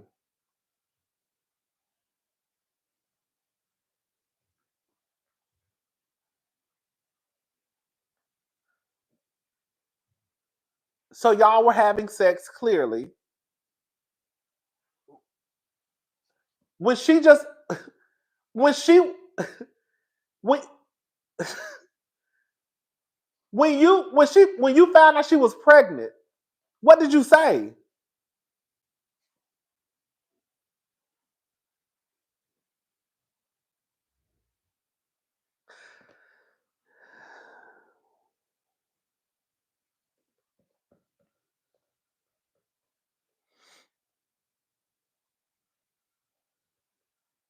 The story is full of holes. Why was he around?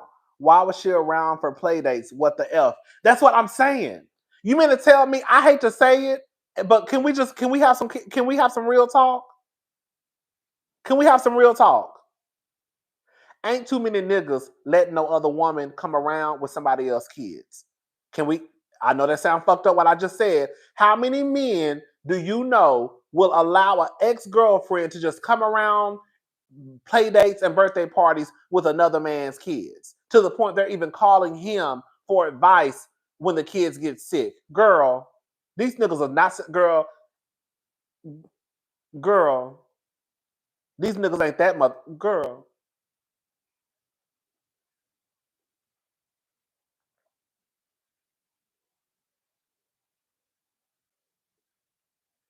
And it was your ex-girlfriend who just upped and got pregnant one day, had some babies, and you've been knowing the kids the whole time. Girl, that story just didn't make that story was not adding up to me. It's some holes in that story. That's what I'm saying, girl. I'm having questions for everybody in 2025. When there's some holes in the story, it don't make sense. It don't make sense. The same way we know Mia over there lying on Potomac, we know Ricky lying, and we also know some holes in that story. Latrice, no shade to Latrice, but we also know some holes in the shit that Latrice said.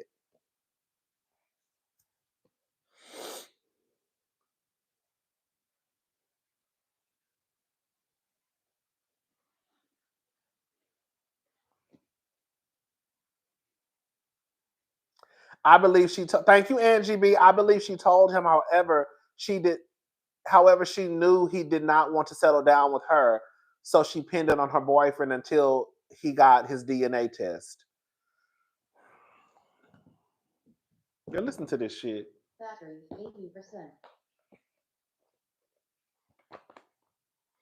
This is what this nigga said. And then you know what's so fucked up? Like somebody said, you know what's really fucked up is when he used his son's death.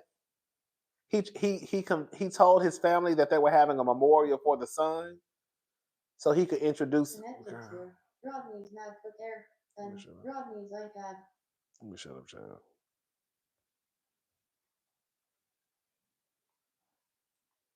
Like before the 1 year anniversary of my son's death, I found out I have a 5-year-old identical twin, beautiful daughters, identical twin daughters. I got a phone call from an ex-girlfriend. She went to court, found out that those identical twin daughters was not her ex-boyfriend.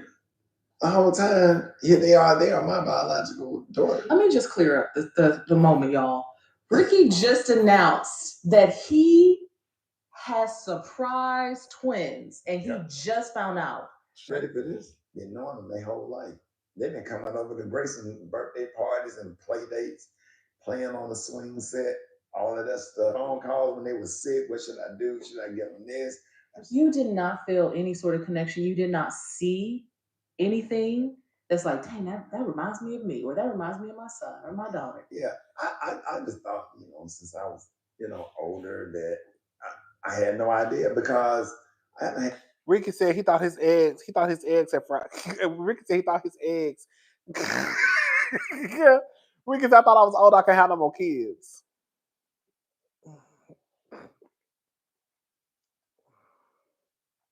Do you think the other guy that was supposed to be the daddy and Ricky Smiley look alike? They look just alike, Sybil. They sure do.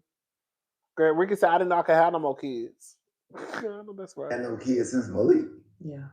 When I tell you that's the first time I saw the sun again, during that dark hour, the sun came back out. How old were they when you found out you were the father? 4, almost 5. And on their 5th birthday, I went into their house as their father. I went into their house as their father for the first time. What did that feel like? It was their birthday. I came in with flowers and balloons. I had already sent cake and edible around. I was just sending stuff. I know I probably drove her crazy. I feel so bad now. I was just overly excited there. I didn't tell my family for a whole month. I spent time with them where I can develop a relationship and they can be focused on me and I can be focused on them. And then the way I rolled it out was I had the whole family to come together thinking that they were going to a memorial dinner for Brandon. And I got on stage to thank everybody for coming. I said, God, I'll give you double for your trouble. Girl, he said he had his family thinking that they were going to a memorial for his dad's son, so he could do the rollout for his twins. Oh, girl. I'm about to go to sleep. Girl, Ricky said that he told his family that he was going to have a memorial for his son, his dead son, so he could do the rollout for his twins. Bitch.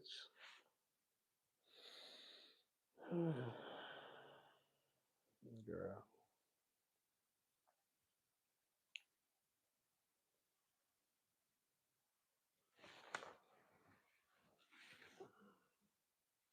And I said, I want to announce that I have a daughter. I want y'all to meet Allison. And they brought her on stage. My oldest daughter, like under her eyes was just trembling. And she had her baby and she jumped up on the stage and she picked her up and grabbed her so quick, like my sister. They were shocked. And then I said, God will give you what? They say double for your trouble. I bought that other identical twin out. They lost it. Allison and Alyssa, biological twin daughters. Right before the 1 year anniversary. Now this is what the alleged with the man who thought he was a baby daddy had to say. I appreciate y'all for reaching out to me, man. Cause watching that video is so disgusting. It's wicked. And it triggered me, man. Like, I'll never get over that situation. For 5 years, man, they knew. For 5 years. The mama in on it, the grandma in on it, and the real victims are those twin girls and her oldest daughter. And he been calling her his daughter too, man. This shit's so crazy, man, but they don't understand. Man, that situation killed me, man. It destroyed me. It destroyed everything I had going on. Mentally, I was shot. And when I found out about them having their shit going on, That's when she started trying to pull the girls from me and trying to manipulate everybody and saying, oh, Nehemiah don't take care of his kids and all that shit like that. Her and her mama just trying to keep covering the shit up. Nehemiah, you the dad, you the dad, you the dad. Give me your girls, come take care of your girls. Having her dust ass home girls harassing me and got her, even her brother just passed away. That nigga just died. And before he died, he was mad at me. He was mad at me thinking I was some ain't shit nigga. And that whole time, bro, I'm like, so I'm trying to be there, I'm trying to fight for my kids. And she just pulling it back. And just denying access and the manipulation, inviting my other kids to hang out with the girls, all that. Man, that shit was so fucked up, man. That shit wild. I appreciate it. This is what he also said. He said she been his. This is what he said. I don't know if this is true or not. I wasn't there. I don't know. This is what he also had to say. She been his side chick since she was 17 years old, and the mama encouraged her to do it. She's 37 today, so y'all do the math. When I found out, she manipulated the whole world to defend this nigga and keep their secret. He even calls her first daughter his child too. Them folks had everybody thinking I wasn't shit and a deadbeat after I found out their secret. Even my own family went against me because of her lies. Ricky full of shit for 5 years. He and that chick knew I wasn't the father the whole time they lied. Again, I don't know. I wasn't there. Girl. I don't know what's going on, but that story that Ricky told, that's never gonna make sense to me. I refuse to believe that Ricky Smiley's ex-girlfriend. Oh, okay. I refuse to believe that Ricky Smiley's ex-girlfriend, meaning he was in a relationship with this person, had kids, y'all bumped into each other one day, and because that's the only way it would make sense. Like, if Ricky and the girl broke up and then they stopped having sex, and then down the road, this is after they stopped having sex, they bumped into each other at the grocery store. She was like, oh, yeah, I have daughters now. Oh, you want to bring them over to play with my grandson? Oh, okay, cool, whatever. Does that make sense? But the fact of the matter is they didn't stop. That's the thing. Like, they didn't stop fucking. Like, y'all was still having sex. That's the thing. Like, you were still having sex with her. So when she popped up pregnant, you didn't think, oh,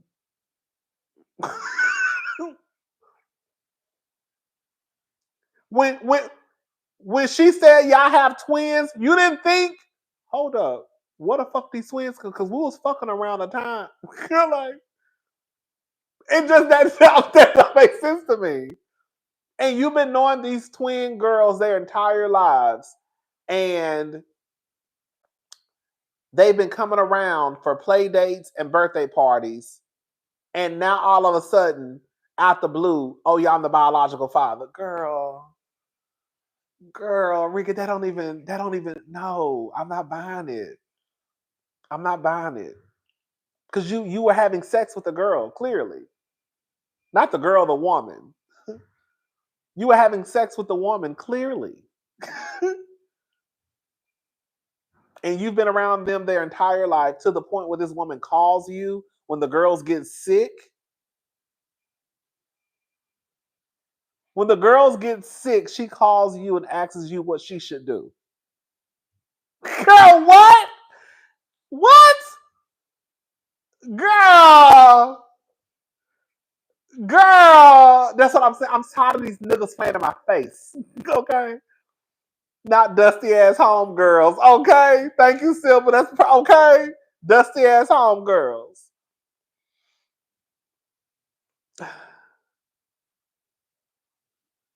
Ricky, I'm not buying it. I'm sorry, y'all. It's something to that story that's off to me, and I'm not buying what he's selling. I don't care. I don't care how convincing he tries to sound. I don't give a damn about no music playing in the background. You know the girls. You know the girls trying to make. The girls try to have a story. They put that when they start playing music in the background. Okay. Zun, zun. You know, and I found out that my children, zun, zun, zun, they were 4 years old. Zun, zun, zun, zun. I didn't even know. They come over for play dates. They came over for birthday parties. I've been knowing them their entire lives. Dun, dun, dun, dun, dun. She would even call me when they got sick. And then one day I told my family that I was going to have a memorial for my son, and this will be the rollout for my daughters. Girl, can you imagine telling, girl, let me tell you something. Bitch, if you told me, girl, I swear to God, if you told me that we was having a memorial for my grandmama and I popped up and you popped up out with some other shit, the way I would be pissed off. If you told me we was having a memorial for my nanny and I popped up, it was some other shit, bitch, I'm a girl. I know them kids ain't did nothing to me. But I would be pissed off. It's disrespectful to your son. Girl, let me shut up. That's his son. Anyways, girl.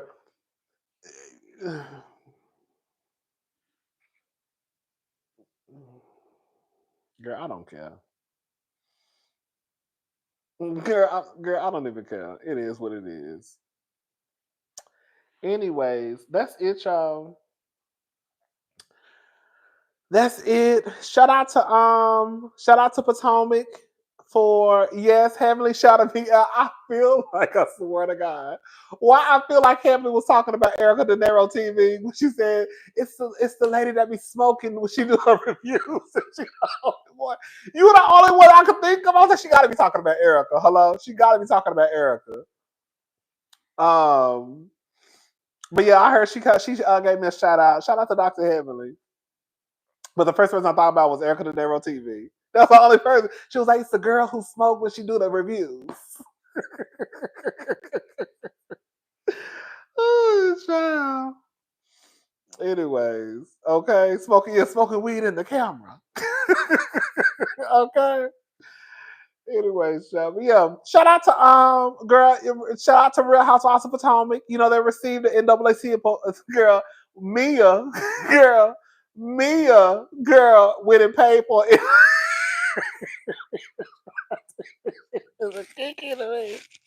I don't know why this shit is hilarious to me. It's hilarious to me because the fact that he thinks he can play in our face with that crazy ass story is just silly. It really is, Sybil. It really is. It's a kiki to me because it's so funny because Essence comes out with this article about Mia basically being a hot ass mess, and she is. But then, girl, 24 hours later, girl, it's announced that girl, the Real Housewives of Potomac, was nominated for an NAACP award. I can't make this shit up. Mia said, girl, what Mia said, you might work fast, but bitch, I work faster. Okay, Mia said, I better go pay for this award, baby. This nomination. So Mia over there buying NAACP award nominations. No, not an award, a nomination. She's over there paying for NAACP award nominations. Girl, Gizelle paying the people at Essence money to write articles about Mia. Girl Gizelle trying to get her spot back beside Andy. Hello. Anyways, I'm just joking. I really don't know how they got that NAACP award nomination though. I really don't. I really honestly don't. Girl, based off what? The NAACP award nominated Real Housewives of Potomac for an award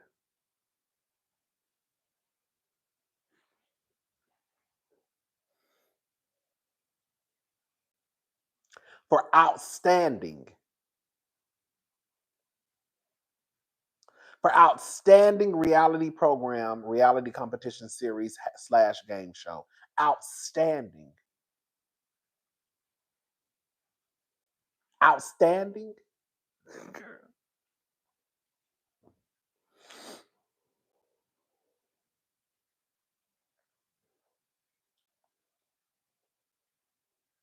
Girl, I wouldn't even. Girl, I would have been. Girl, I know it's the NAACP, But I would have felt a little better if they would have nominated Real Housewives of Salt Lake City. I'd rather y'all give it to them white bitches. And we gonna be honest, I'd rather y'all give it to the white girls in Salt Lake City before y'all give it to hello. Hello. I'm just saying. But nonetheless, girl, they got one. Yes. I know some of y'all wasn't here when I said it earlier. Yes, Potomac got nominated for an NAACP award. Yes, for outstanding show. Girl, Mia said y'all trying to get me fired. Mia said not on my watch. Mia said not on my motherfucking watch. Mia said see you season 10. I know that's right. Mia said see you season 10. Okay. Bitch, girl, with my flute in my hand. Mia gonna be just like this. Center peach. I mean, what they got? What they don't have peaches, flutes. Yeah, girl, holding up flute in the air. Season 10, baby. Mia was like, okay. Mia said, hold my purse, bitch. I'm about to get some shit shaking, baby. They can't nominate RHOA because they still haven't come back, right?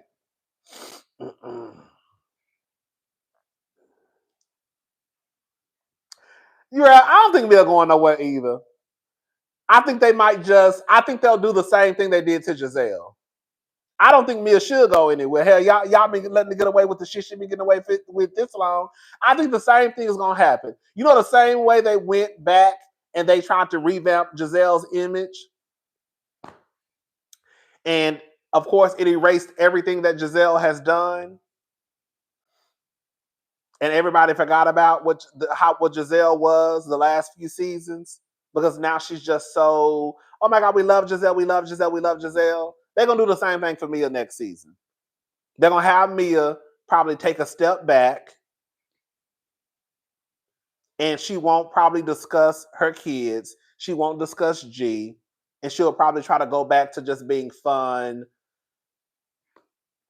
just fun Mia.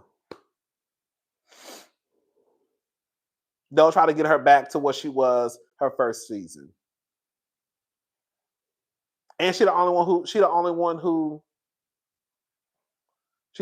who just, I mean, girl, we're gonna be honest, she's the only one who, I mean, girl, it's no shade, but the truth of the matter is, girl, Mia is the talk of the town. Whether you like Mia or not, whether you think Mia is a liar or not, Mia is the talk of the town. Girl, I will fire Kay before I fire Mia. Why would I get rid of the person who's been talked about the most? And really and truly, she really ain't doing shit. I mean, the shit that she doing gonna affect her life. But other than that, they ain't like she walking around here, girl, accusing somebody of rape. Hey, Portia and Phaedra, hello. You know what I'm saying?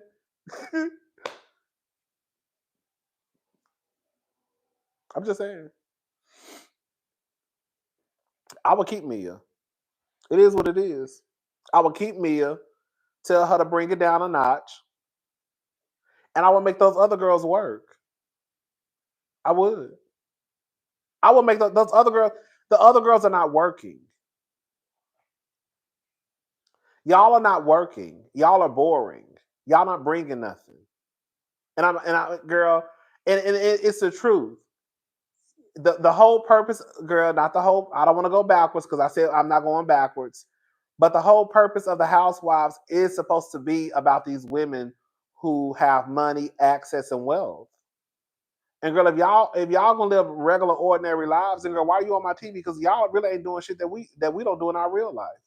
Literally, I'm not even bullshitting. Everything they do on Potomac, we could do.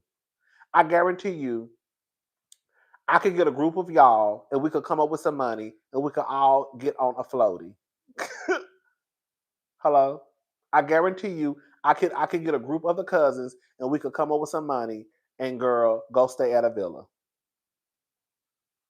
We could go to North Carolina and rent a little boat and rent some little floaties like they did. We could go to Miami and do a little paddle boat and throw some sandwiches on a goddamn the paddle boat. I guarantee you, I could do it. I could gather some girls up. Girl, how much you got? How much you got? How much you got? Girl, how much you got? Oh, you can't go. How much you got?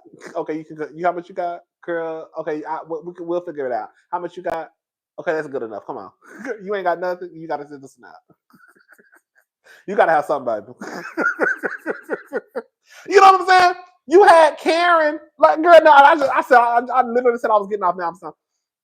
You had Karen who literally hosted an event and had pickles of jars of pickles and beanie weenies, bitch. Karen literally had jars of pickles and beanie weenies in fall containers. Bitch. Y'all know I was out here dragging the shit out of Karen. That's what I'm saying. Like, they don't do nothing. It's no shade. They don't do anything that we can't do. Girl, I swear to God, I can go get some jars of pickles and some beanie weenies my damn self. I don't need no help buying that. I could go get us some sandwiches. I could. Now I'll tell you what I can't do. I can't rent no motherfucking yacht like Kathy Hilton did. I can't rent no motherfucking yacht like the girls did on Salt Lake City. I can't do that. But I bet you I can go get some jars of pickles and some weenies and some sausages and throw it in the middle of some bread and some potato salad.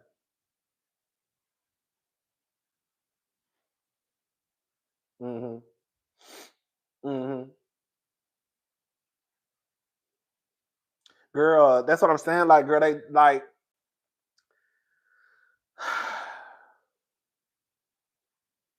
It's like that on girl.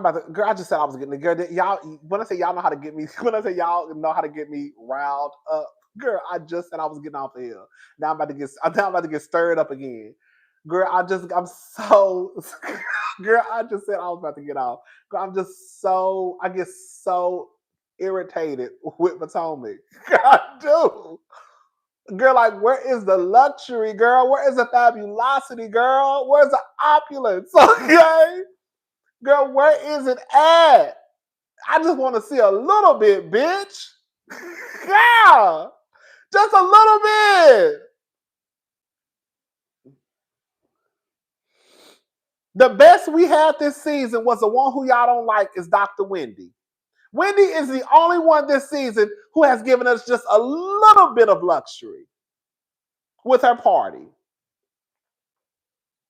That's it. And if we're going to be honest about it, the two that y'all hate the most, Candace and Wendy, are the two who give us the most. Candace came in, girl, spending $250,000. Now it was her mama and daddy money, but still. Girl, Candace came in spending $250,000. Hello?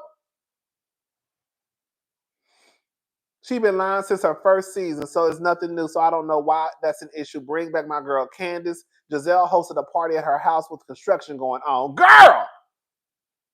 Thank you, Sybil. That's what I'm saying. Like the girl, like...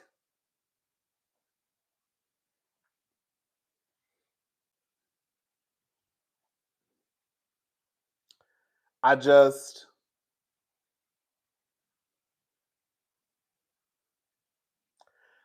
don't get it. I don't like it. I don't.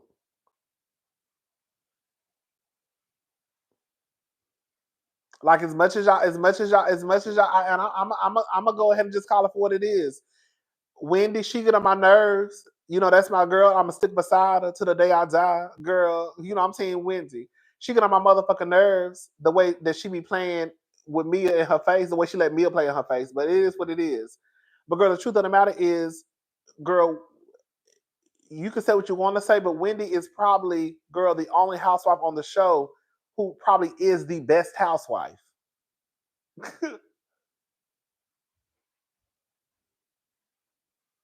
The girls don't want to give Wendy her flowers.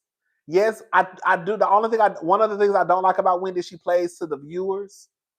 But when you really think about it, Wendy is the only one who tries to give us a little bit of luxury. She gives us fashion. She tries to be a team player. She has a family. Her husband is successful. She's successful. You see what I'm saying? When you really think about it, Wendy does check off the boxes. She likes to have a good time. She likes to drink. Well, drinking don't mean you ain't got to drink, but I'm just saying. You know, she likes to have a good time. She likes to drink. Like Dr. Wendy really is like the housewife on Potomac that like checks off the boxes. The girls don't want to admit it because it's Dr. Wendy. They don't like Dr. Wendy. But you're not going to convince me that it's no motherfucking Gizelle. Hello? You're not going to convince me that it's Karen. You're not going to convince me that it's Ashley. You see what I'm saying? It really is Dr. Wendy. The only one who can give us somewhat of a decent party. The only one who actually has an outstanding resume, a family, husband, kids. We see her mama. We see her sister. Business. You see what I'm saying? She gives the girls fashions.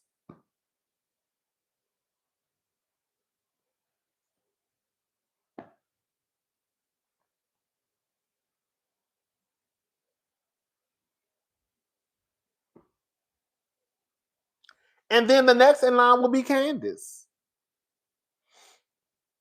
Wendy is a tad bit boring, and I think what it is with Wendy, I'm gonna go ahead and just be honest with y'all. That's my girl, but girl, we gotta call it for what it is. Wendy, I think, is playing to the viewers. Come on, come on, come on, Erica, come on. I will say, and I was talking about Wendy today with a friend. Wendy, I think, is putting on for the viewers. I think that Wendy doesn't want. I think Wendy just wants to go to work, get her check, and go home to her family.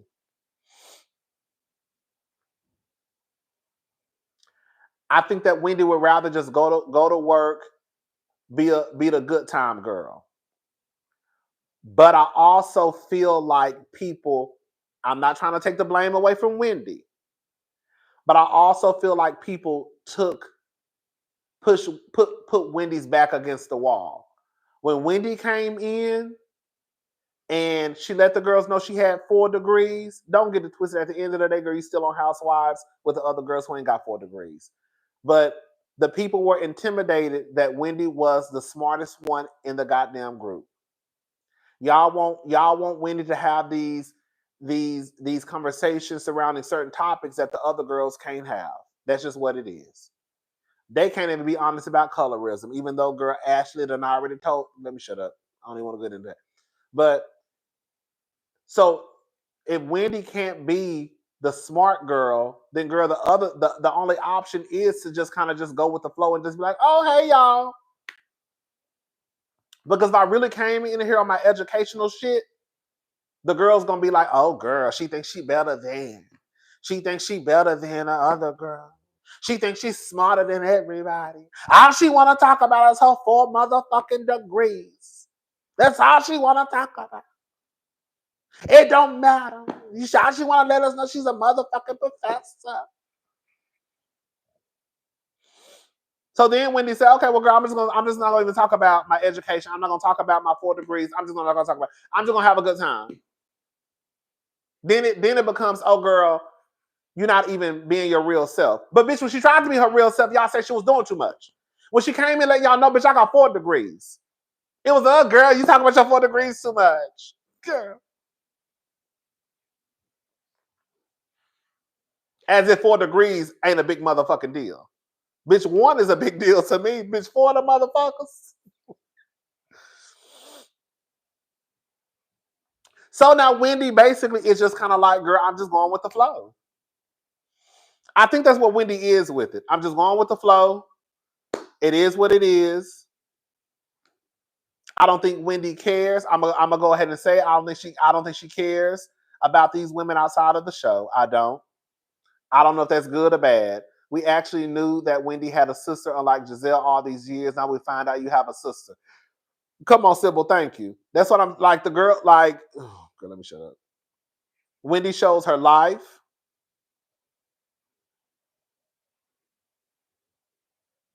We've met her sister, her mother. We see her children.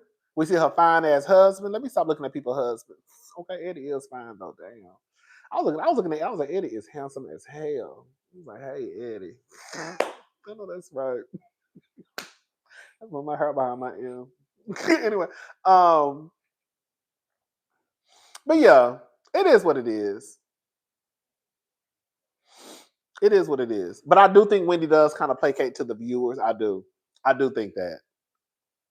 Like you know, y'all ain't gonna never get me to believe that Wendy and Karen didn't come together and basically and plan for them to be friends. That was all a motherfucking plan. And I keep telling the people, Wendy did not want to be disliked by the viewers because really and truly, season 6 should have been Karen versus Wendy. Season 6 should have been Karen versus Wendy. It really should have been. It was leading up to it. It was leading up to Karen versus Wendy. And then Wendy got scared. This is what I feel like in my head. I don't know if this is true. I feel like Wendy got scared because she saw the viewers. She saw the tweets. Karen was on the outs. Karen put all her eggs in one basket called Monique. None of the girls were fucking with Karen. Y'all better go back and watch. None of the girls were fucking with Karen. Gizelle really wasn't fucking with Karen. Robyn wasn't. Candace wasn't because she had just tried to get Candace fired. Wendy wasn't. Hello? Ashley was definitely going to go with Gizelle and Robyn. So who else we have left? Monique, and Monique left. Karen was on the outs going into season 6.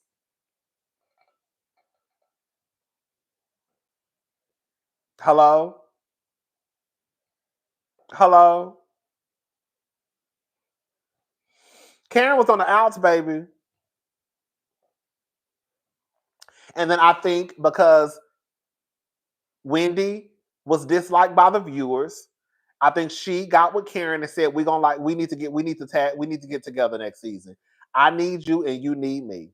These bitches don't fuck with you. They're gonna try to push you out, and I don't want them to be dragging me on Twitter. I really, honestly, that's a story I done came up with. That's a story I done came up with in my head, and I'm thinking that it's gonna stay up there. And I think that's what happened. And I think that for Candace, I think because Candace has so much respect for Karen, girl, Candace loved her some Karen, baby. Girl. Ooh, the way that Karen did Candace, that was some gutter snipe shit. For you to try to get that girl fired after she had you get up and speak at her motherfucking anniversary with her mother, that should let you know how much Candace respected and loved Karen. And Karen turned around and did that and pulled that motherfucking stunt. I said, "Ooh, bitch, that's a dirty move." After a bitch have you speak at their anniversary, girl, what?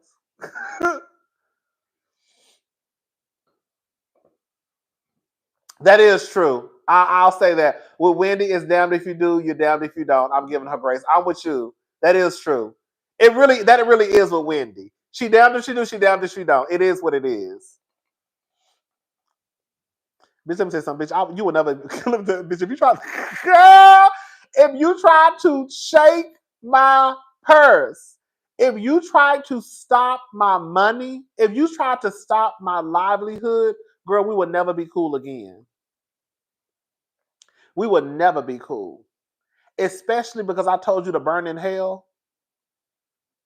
I told you to burn in hell, and you went to human resources and tried to basically say that I needed to have a mental evaluation.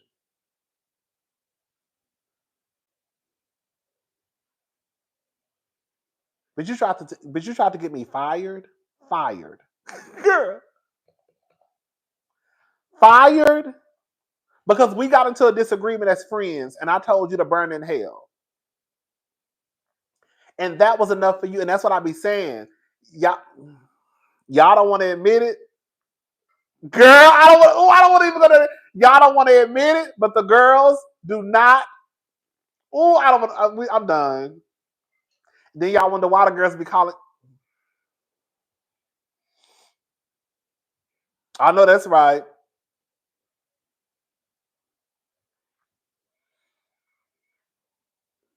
Then y'all wonder why the girls be calling.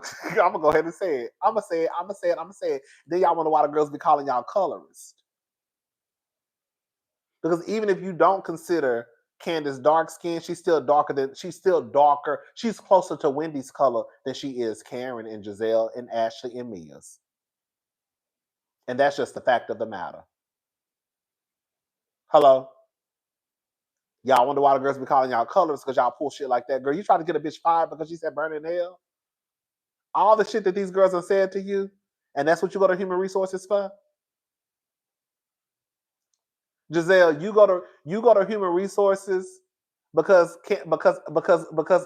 Candace called you a white woman, but you didn't go to human resources because you claimed that Chris tried to when Chris girl convinced you to go in the room because your glam squad was gone. That's why you go to human resource, not because you feel uncomfortable around the husband, because somebody made you feel uncomfortable. You don't go to human resources over that. You go to human resources because somebody said, "Girl, you was a white woman."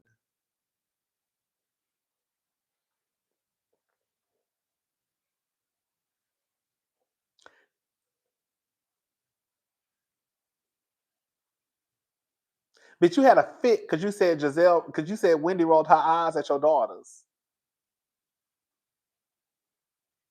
But Mia called your daughters a pack of whores.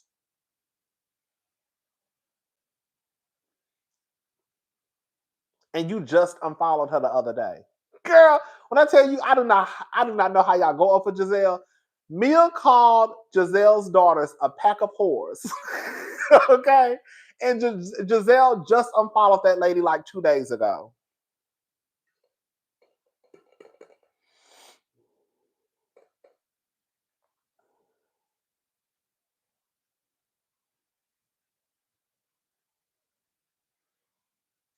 Anyways, it is what it is. It's gonna be what it's gonna be. But that's why the girls be calling y'all colors because y'all do shit like that.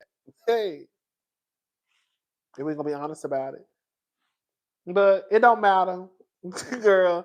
Gizelle and Wendy, they BFFs now. You know, it is what it is. Yeah, she a punk. Gizelle is a punk. Oh, girl, I saw that Twitch stuff, girl. Cousin, speaking of Candace, did you see the whole Twitch issue? Girl, I saw some of it, girl. I didn't pay attention to it. I didn't necessarily. I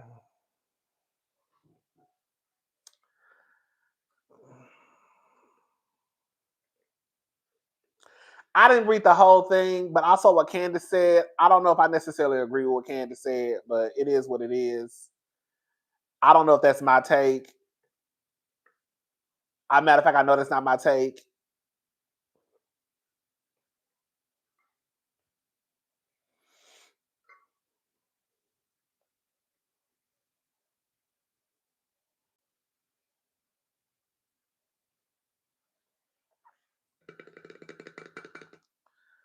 But I saw like the cousin came out and said something about the wife. I think another girl came out and said something about the wife, the white girl. I mean, was the nigga on drugs or not? Hello?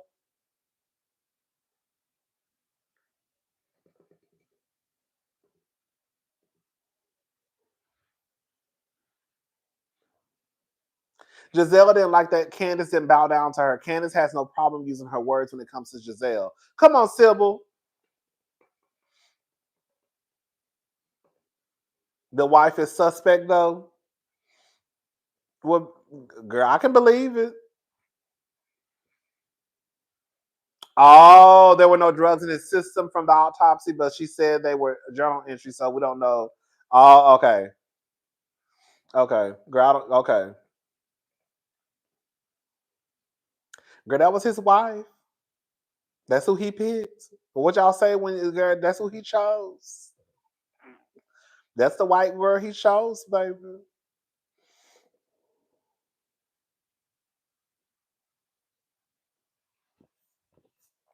I don't know. I didn't keep up with no Twitch. I never kept up with Twitch like that.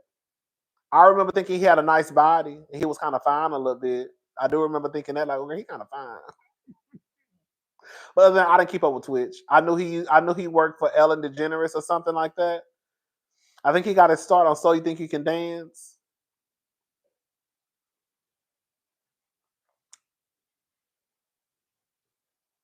Baby, I'm not getting worked up over who. Let me tell you something. I hate to say it. Girl, okay, girl, I hate to say it. Girl, I hate to say it. But girl, at the end of the day, girl, I'm not getting worked up over nobody who had a choice of who they made their wife. He made her his wife, whether she white, black, girl, Asian persuasion, purple, blue, white. That was his wife. That's what she said. It is what it is. I'm not getting worked up over it. It is what it is. I'm a look into it though. I might change my mind, but at the end, that was his wife. It is what it is. Y'all, I hate to say it. I hate to say it, but people put so much into being a wife and a husband, and now y'all mad that this wife is coming out telling whatever experience or whatever it was about her husband. Girl, that was his wife. Girl, that was her husband. Okay.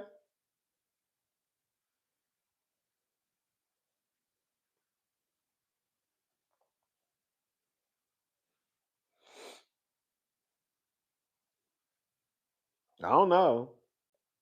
I don't care, honestly.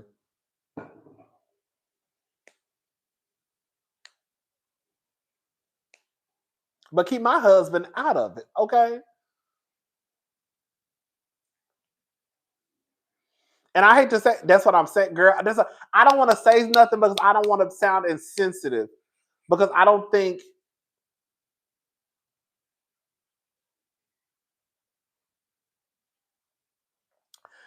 I don't want to speak out of turn because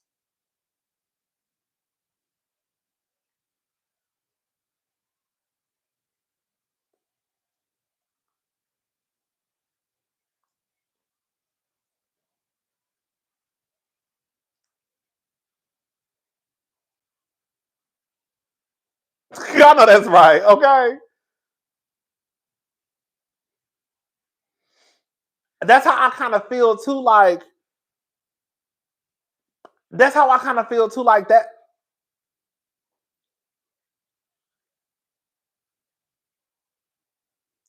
Do do y'all want her to say she made his family sign an NDA at the funeral? Can I say something and y'all don't get mad at me? Y'all don't think if y'all went to Beyonce funeral, girl, they would make y'all sign an NDA? I'm not trying to say that Beyonce is the same level as Twitch, but what I'm saying is this. I saw people saying that she made them sign an NDA. Girl, I could see y'all attending some people's funeral and them making you sign an NDA. I could see it. I could see it. I don't see you just. I could see some people, depending on who they were, you would probably be forced to sign an NDA. I could see it. I could see it.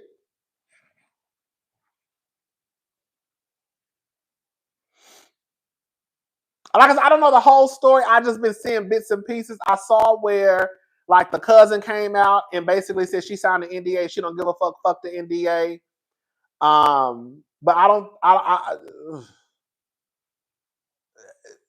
I'm not saying it's right. That's not what I'm saying. I'm saying that I don't think it would be too far fetched for you to go to certain folks' funerals and them say, "Girl,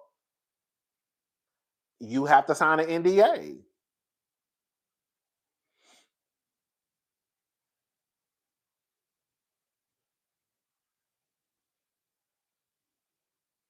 And I would ask this question too: do y'all want her? So are y'all saying I need to go listen? I need to. I don't know because I need to go. I need to go. I need to go. I need to go look this up. Did y'all not want the lady to say nothing? at all, just left it. Y'all saying she should have just left it alone, basically. She shouldn't have even been doing interviews.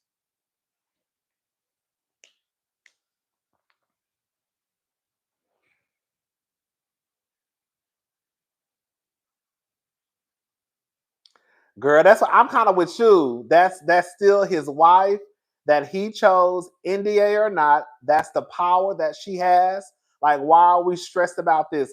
I think I'm kind of on the same page, no tea, no shade. Like, girl, it is what it is. Girl, she was the wife. That's what the fuck she said, and that's what the fuck is gonna happen. And I would have told y'all, girl, y'all would have fucked around, and I would have told y'all just gonna be mad about it. Because what the fuck you gonna do about it? That's what I would have said. Because the white girl, her mouth ain't set up like mine. I would have asked y'all what the fuck you gonna do about it. I'm the motherfucking wife. You ain't gonna do shit about it but be mad. End the conversation. Girl. And I would have shut the shit down. Hello? Hello? Thank you. Thank you, Audie. I haven't caught a live in a while. Glad I've caught this one. Happy New Year to my favorite cousin, Rodney, the one, the only Champagne. Come on, Champagne Fish. An absolute rich black woman, May 2025. Bring you happiness, health, and peace to 100K subs this year. Yes, I'm trying to. That's what I'm talking about. I'm just saying, like, I don't think, I'm not saying, I don't know the full story. I don't know the full story. I'm just saying, I don't know the full story. But at the end of the day, it is what it is. She was his wife. He was her husband. And I hate to sound insensitive, but girl, the bills got to be paid. I'm just saying. Do that sound insensitive? The bills still have to be paid. So if I have to come out and tell my story and this is a part of the story, then it is what it is. Do y'all want her to tell her story and just act like, and then tell the world that he was just this amazing person and he drank water every day and he ran every day? Well, we know that we're I don't know, girl. At the end of the day, girl, I don't care, girl. That's who he chose. That's all I'm saying, girl.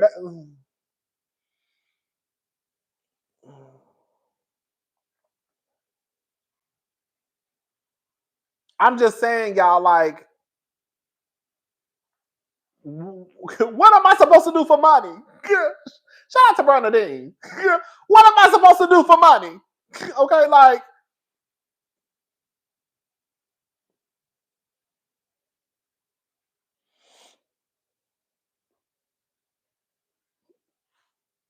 you know what I'm saying?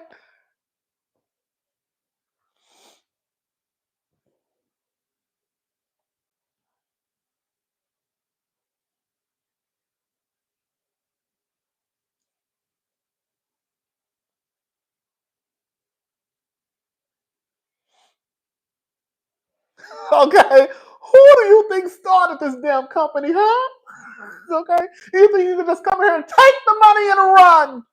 Okay, bitch. Come on, Aaliyah. Okay, shit. That's what I'm saying. Y'all don't really like the NDA. You know what could happen, y'all? What if somebody would have walked into the funeral, took pictures of the man laying in the casket? What if somebody would have walked into the funeral and tried to record? While it sounds extreme, because I think for us, we would not have anybody sign NDAs. But do y'all really think that some of these people don't have NDAs on deck even when they die? Y'all really think that Beyonce, when Beyonce died, they're not gonna have NDAs on deck? Y'all really think that, like, you know what I'm saying? Like, girl, the NDAs are gonna be right there, girl. And if you wanna come, cousin or not, bitch, you're gonna have to sign this. Again, I'm not trying to put Beyonce on the same level as Twitch, but what I'm saying is an NDA is an NDA. You know what I'm saying? And I could see how some of these people could have NDAs. We don't do it. We just die, we have a funeral, we just go on, we go on about our business. But some of these celebrities probably do request. But are they probably for NDA? I get what you're saying. Are they that popular for NDA? I feel like you just never know. His mama, though, I don't. Can I just let me say something, girl. Can I be honest? Can I say something? People get messy when a little bit of money is involved. People get y'all already know how people get when y'all already know how people get when people die.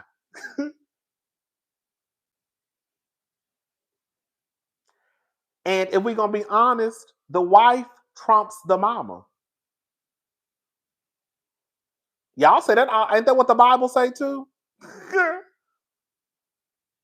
Like at the end of the day, mama or not, his wife still trumps his mama. So if I'm telling you, you got to sign an NDA too in order to come to my husband's funeral, you gonna sign one. It sounds real harsh and fucked up and mean, but girl, it is what it is. Like, no shade, y'all put all this power in being a wife and a husband, and then when this girl shows you her power, now y'all mad at the bitch. Girl, forget the Bible. The law says it, okay?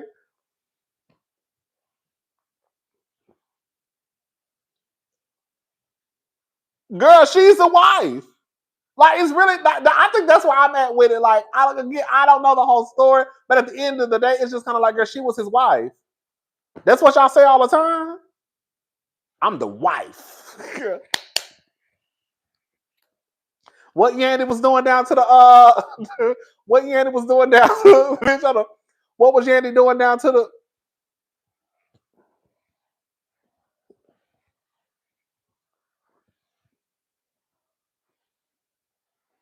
okay? What Yandy doing that down to the YouTube when she had that fake match at Mendee's girl? I don't care.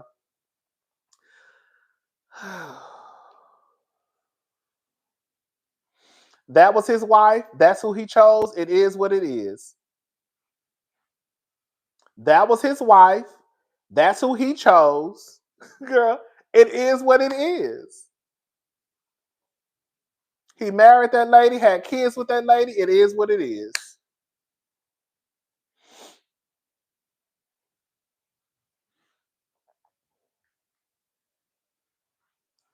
I can't do shit about it.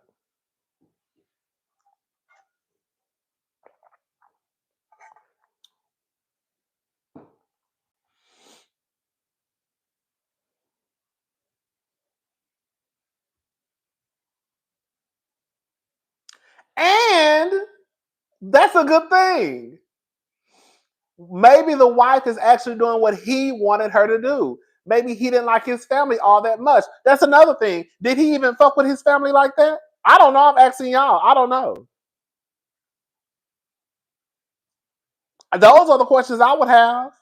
But did he even like his family? Did he have a relationship with his mother? Hell, did he like his cousins? Y'all just assuming that the girl is out here doing this off her own when, girl, he could have told her this is what he wanted.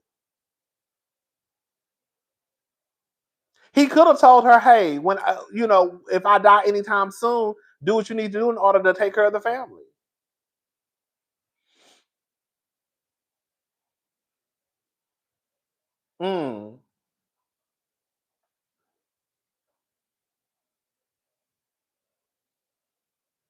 I don't know. The people say he was close to his mama and his brother. Oh, his brother was his business partner? Okay, they said that he was close to his mother and brother, and the brother was his business partner.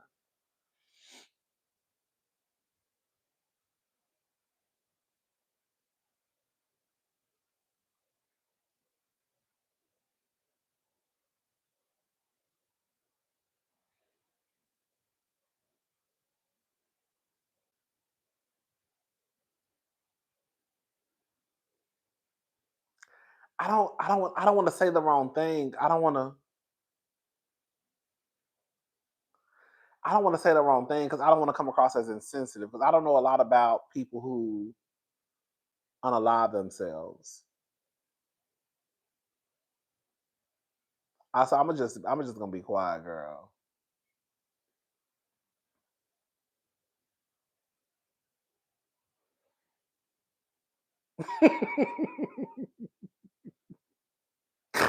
Okay, I'm not disputing nothing with nobody partner that they chose. She got it, girl.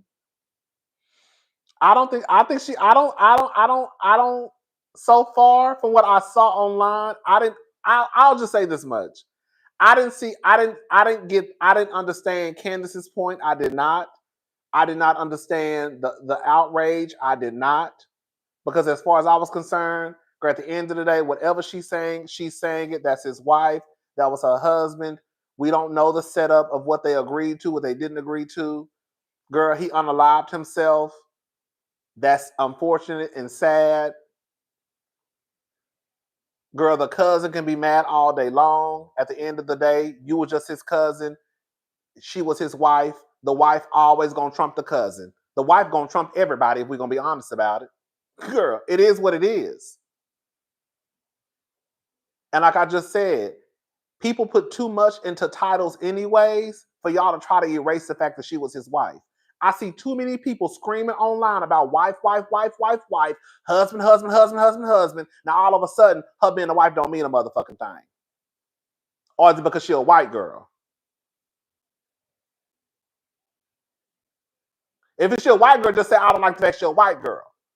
But stop trying to discount the fact that she's a wife, because there's too many people that put emphasis on being a wife. Y'all see what I'm saying? But now people will be trying to act like it's not that big of a deal. Because any other day, people will be screaming, wife. Husband.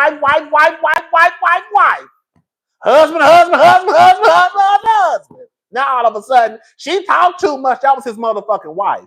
Girl.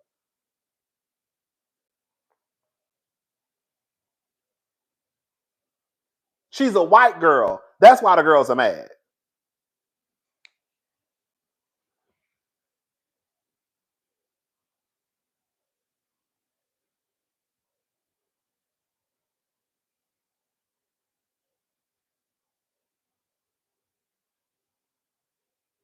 I'm with Noble B, baby.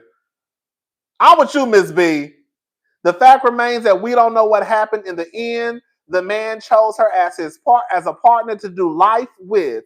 He gave her that power, and here y'all are mad at that man's choice. Exactly. If anything, y'all need to be mad at Twitch, because Twitch is the one who made him his wife. His wife. Hell, she ain't married her damn self. He should have chose. What y'all? Thank you. Come on. What y'all tell the girls? You should have chose better. He should have chose better. Don't get me started. He should have chose better. Be mad at Twitch.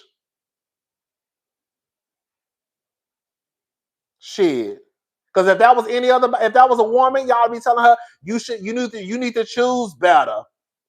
You need to choose better. He should have chose better.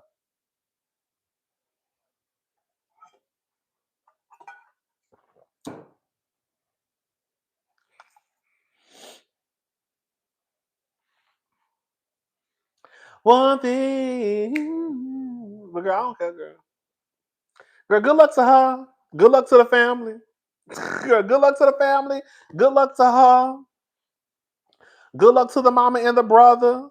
You know, all jokes aside, all bullshit aside, I know it has to be tough because, you know, it was unexpected and the way that it ended for him. You know what I'm saying?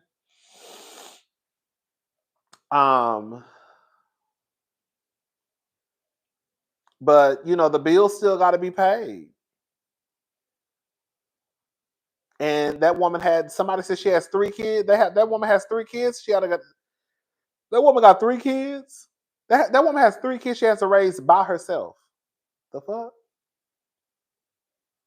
So now she probably went down from a 2-income household if she was working to a 1-income household. And I got to raise 3 kids by myself, and y'all mad because I'm out here doing interviews. Well, girl, how you gonna? Should I start a GoFundMe? Should I start a GoFundMe so I can maintain this lifestyle for me and my kids?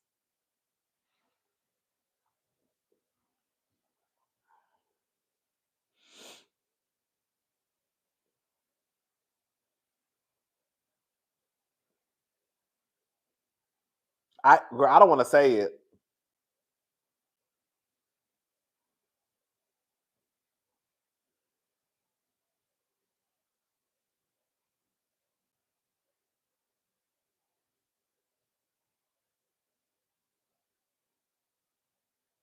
I don't think she's tarnishing. Let me show. I'm gonna have to go listen to the interview. I'm gonna have to go listen to what she had to say.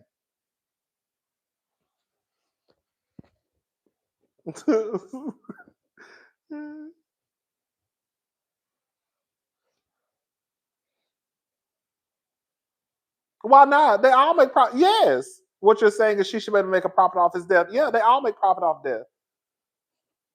Hmm. She should make. If anybody should make it, it should be her.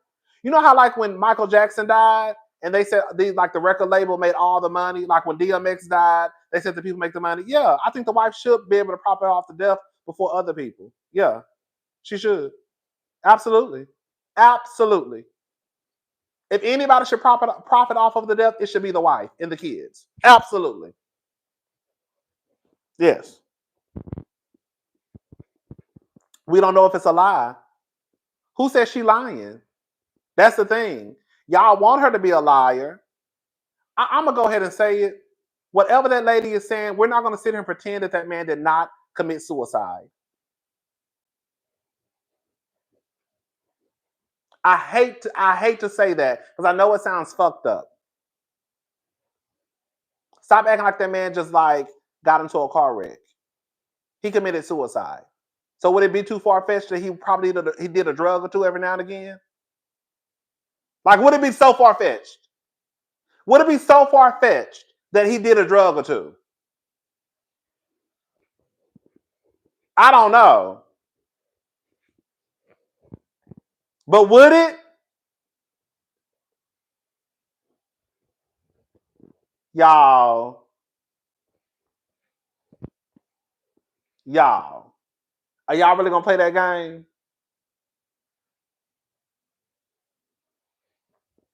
Are y'all really gonna play that game?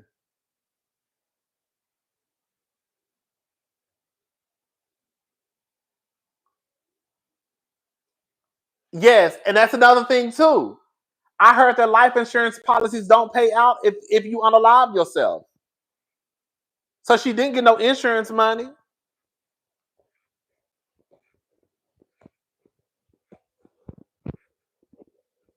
Like, girl, like I said, what am I supposed to do for money?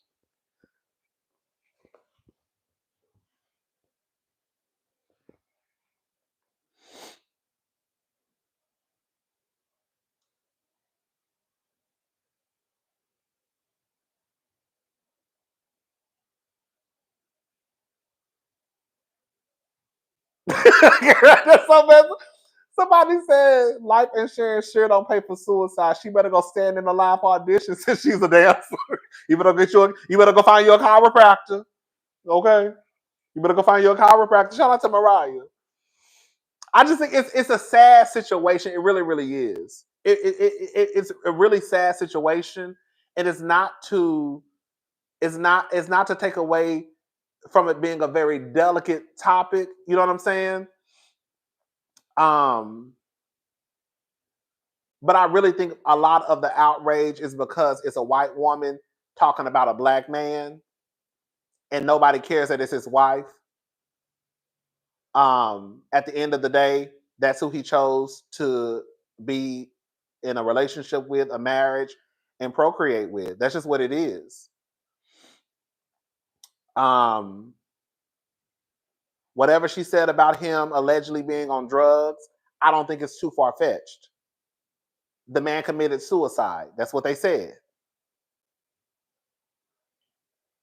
I could see him being on drugs. I could.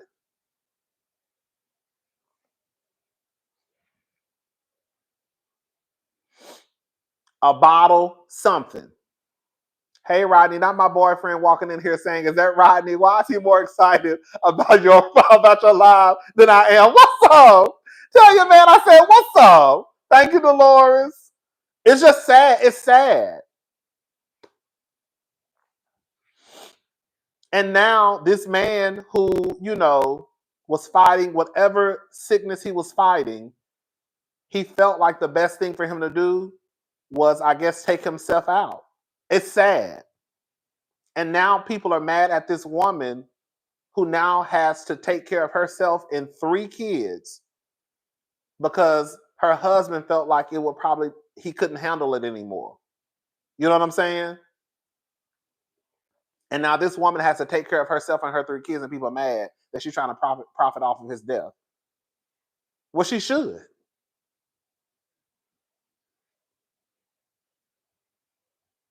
It's just like if somebody dies and you receive an insurance policy, you just profited off of somebody's death. You might not want to say it, but if somebody dies and you receive an inheritance, you just profited off somebody's death. No shade, but you did. When people start walking around here talking about I got an extra $300,000 because my great grandfather died, or girl, he left me a house when he died. Girl, that's a profit. It is what it is.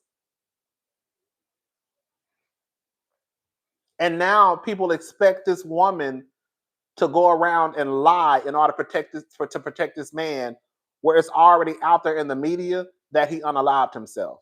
So now I have to lie to the kids about what his father did. I just think it's a whole fucked up situation.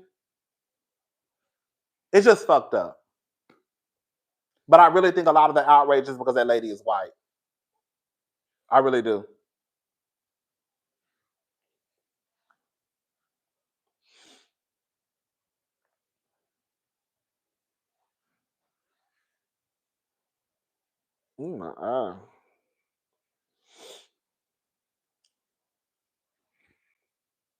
And on some real shit, can we be honest?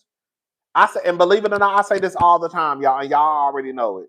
We really don't be knowing shit. And that goes for me, you, your mama, and your cousin too. We really don't be knowing shit. We see 1 or 2 headlines in the media. We read 1 or 2 articles, and we really think we know these. We think we know these people.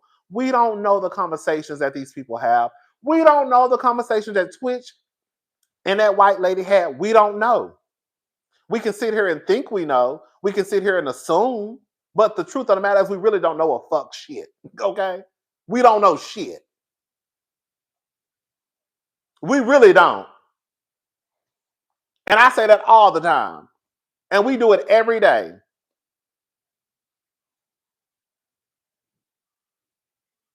We can say what we think is happening, but we don't know.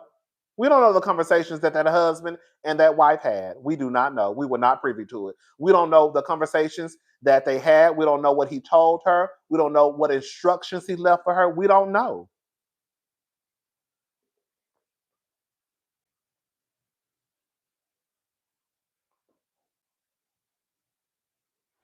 We don't.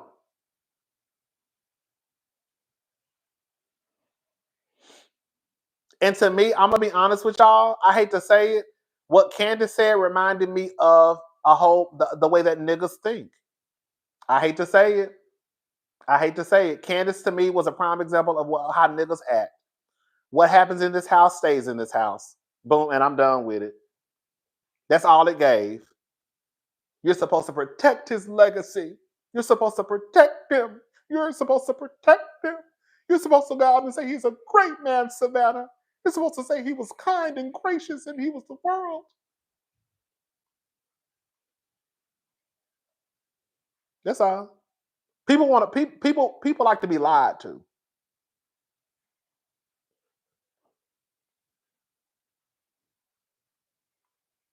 You're supposed to say he got up and he worked out every day and he drank water. He drank a gallon of water every day. And he ate his veggies and broccoli and grilled chicken and he ate salads. You're not supposed to say he did drugs.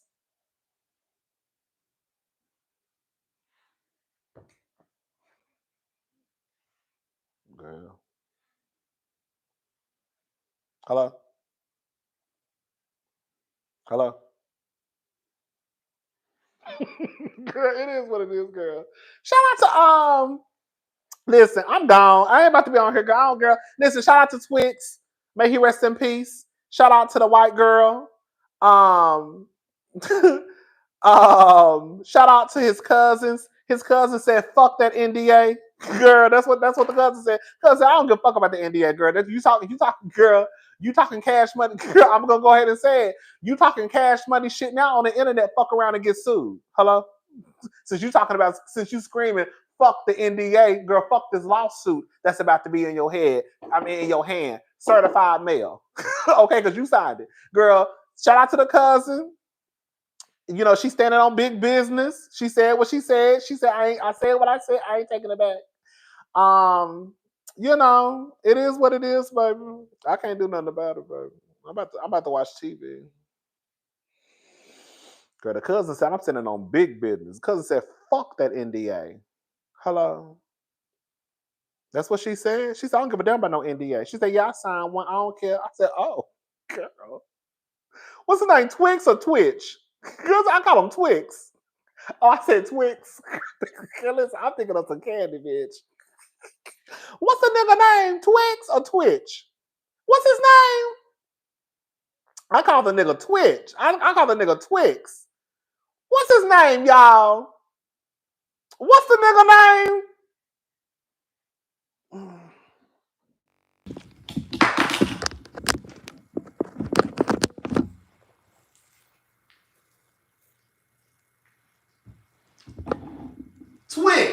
Twitch. There we go. Twitch. I call the nigga Twix, honey. Whatever. Y'all know what I'm talking about. Y'all know I will fuck somebody's name up. I be calling everybody something, everything, honey. Twix, girl. Eminem, Hershey, girl. I don't know.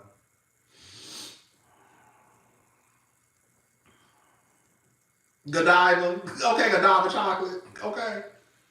Girl, Hershey, Eminem. Girl, Snickers. Girl, Payday. Okay. Bitch, whatchamacallit. Zero. Girl, Laffy Taffy. Okay, nerds. Bitch, you call me bass, call me worms. I'm just be making up shit. Bitch, I just be making up shit. Do you hear me? Girl, I was gonna be here call that bitch Twizzlers, okay? Okay, bitch. Crunchy Munch. Bitch, girl, I just be making up shit, bitch. Okay? Girl. Butterfinger. Okay? Butterfinger. Okay? Milky Way. Girl, my nanny, she used to love Milky Ways. Girl, Milky Way. Girl, bitch. Girl, y'all know what I'm talking about. Who? You know the one named Milky Way. Who the fuck is Milky Way? Kit Kat, Crunchy Nuts. Girl, who? Girl, the nigga who died. You talking about Twitch? What's his name? Twitch? Yes, him. Gotta call that man Tootsie Roll, baby. Mike and Ike's. Okay, Mike and Ike's. Okay, bitch. Okay, world famous chocolate. Girl, stop. Because they gonna think, girl, somebody gonna see this thing we being disrespectful. We not being disrespectful. I'm not being disrespectful, girl. We just keep, girl. I'm not being disrespectful. I'm not being disrespectful. Shout out to Twitch. May he rest in peace. But yeah, it is what it is, girl.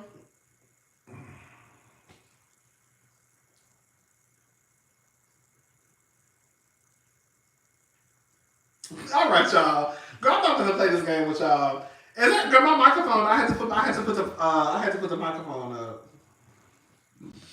Can y'all hear me? Cause my microphone was my phone was about to die. I have to charge it up. Can y'all hear me? If not, then I'm gonna get off of here.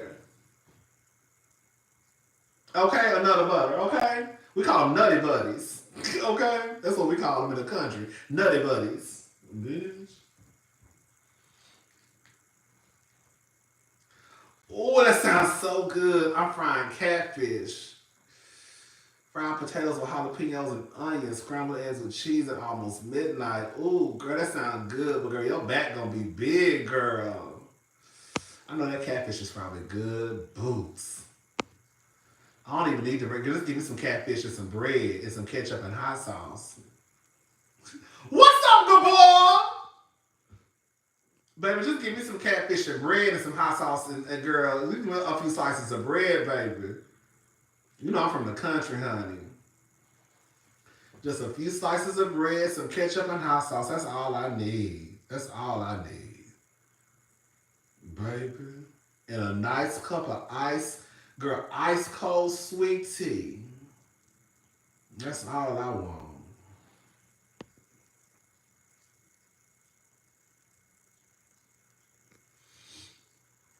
Baby. Baby.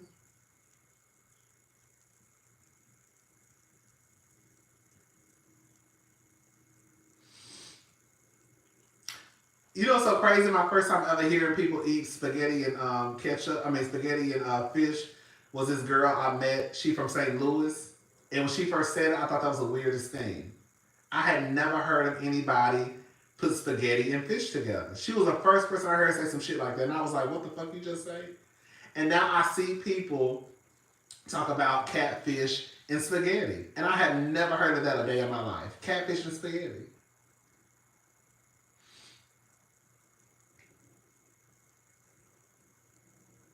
Mm. Mm-hmm. Mm-hmm.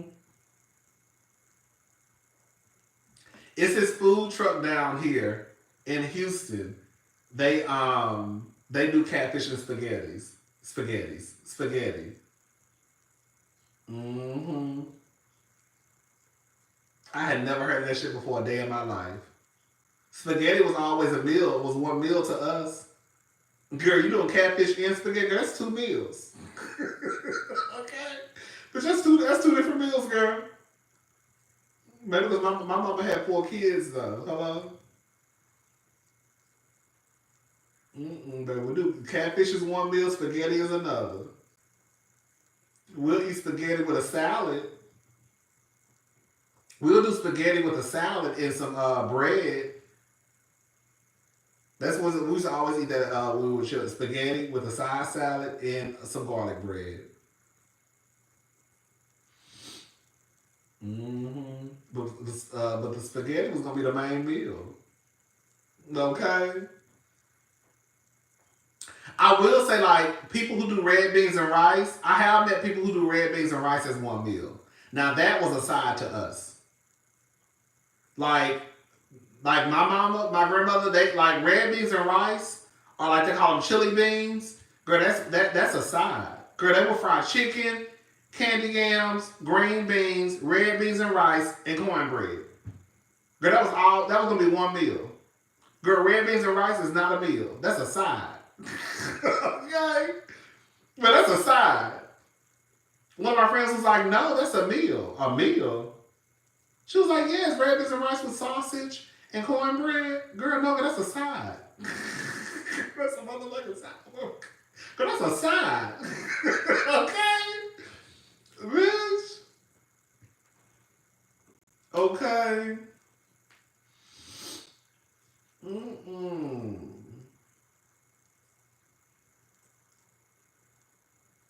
Yeah, I still don't do the fish and spaghetti. To me, it's 2 different meals.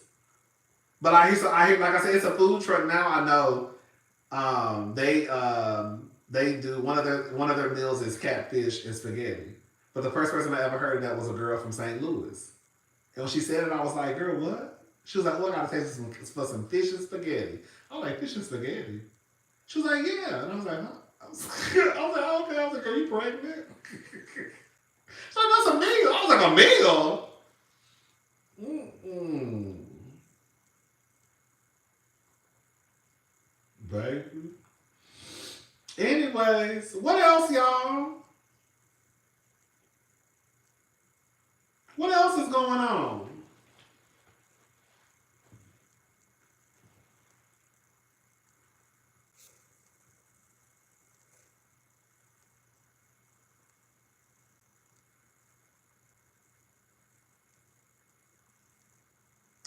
Oh, the white and angry. Girl, I don't keep up with that trash. Girl, that's a mess. Girl, let me tell you something.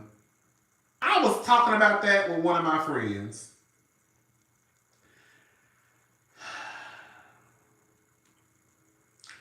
Amy. Girl, I don't even know how you could be with somebody. Girl, I don't even care. Girl, that man got too much attached to his name.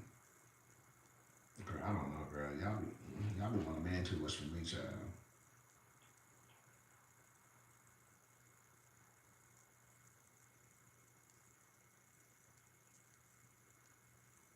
Okay.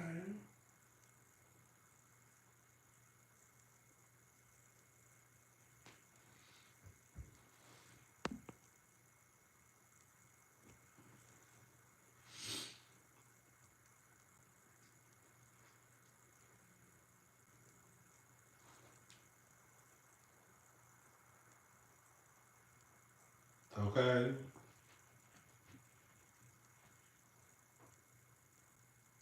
Baby, okay.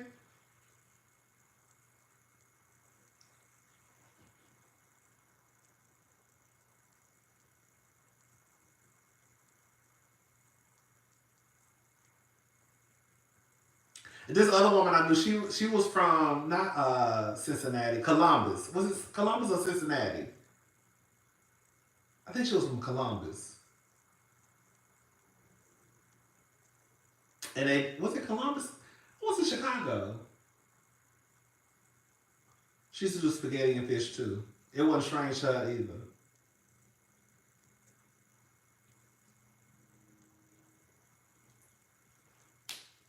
Ooh, I saw that about girl. Ooh, I saw Royce had. That's how y'all want that white lady. That's how y'all want. That's how y'all want. Girl Tweaks Hershey, Snickerball's wife. Y'all want that white lady out here with a with a GoFundMe like Royce too.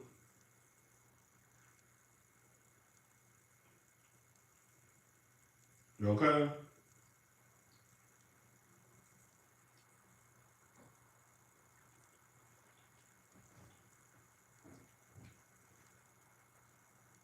Hmm. Okay. That white bitch said, "Not on my watch, baby."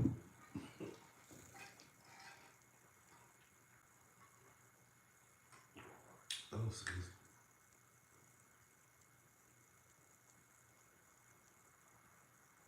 me.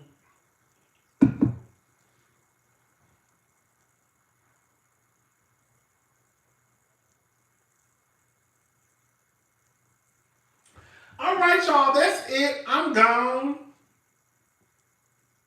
Ain't got nothing else to talk about. Thank y'all so much. I will talk to y'all tomorrow. Wait, I gotta watch Real Housewives of Beverly Hills, and I need to watch. I think Salt Lake City came on tonight, or yesterday, or tonight, or tomorrow. I think both. Did both of them come on tonight? I can't remember. I know Beverly Hills came on because I saw people talking about it online. All right, I'm gone. I'll talk to y'all later. Have a good night. Bye, y'all.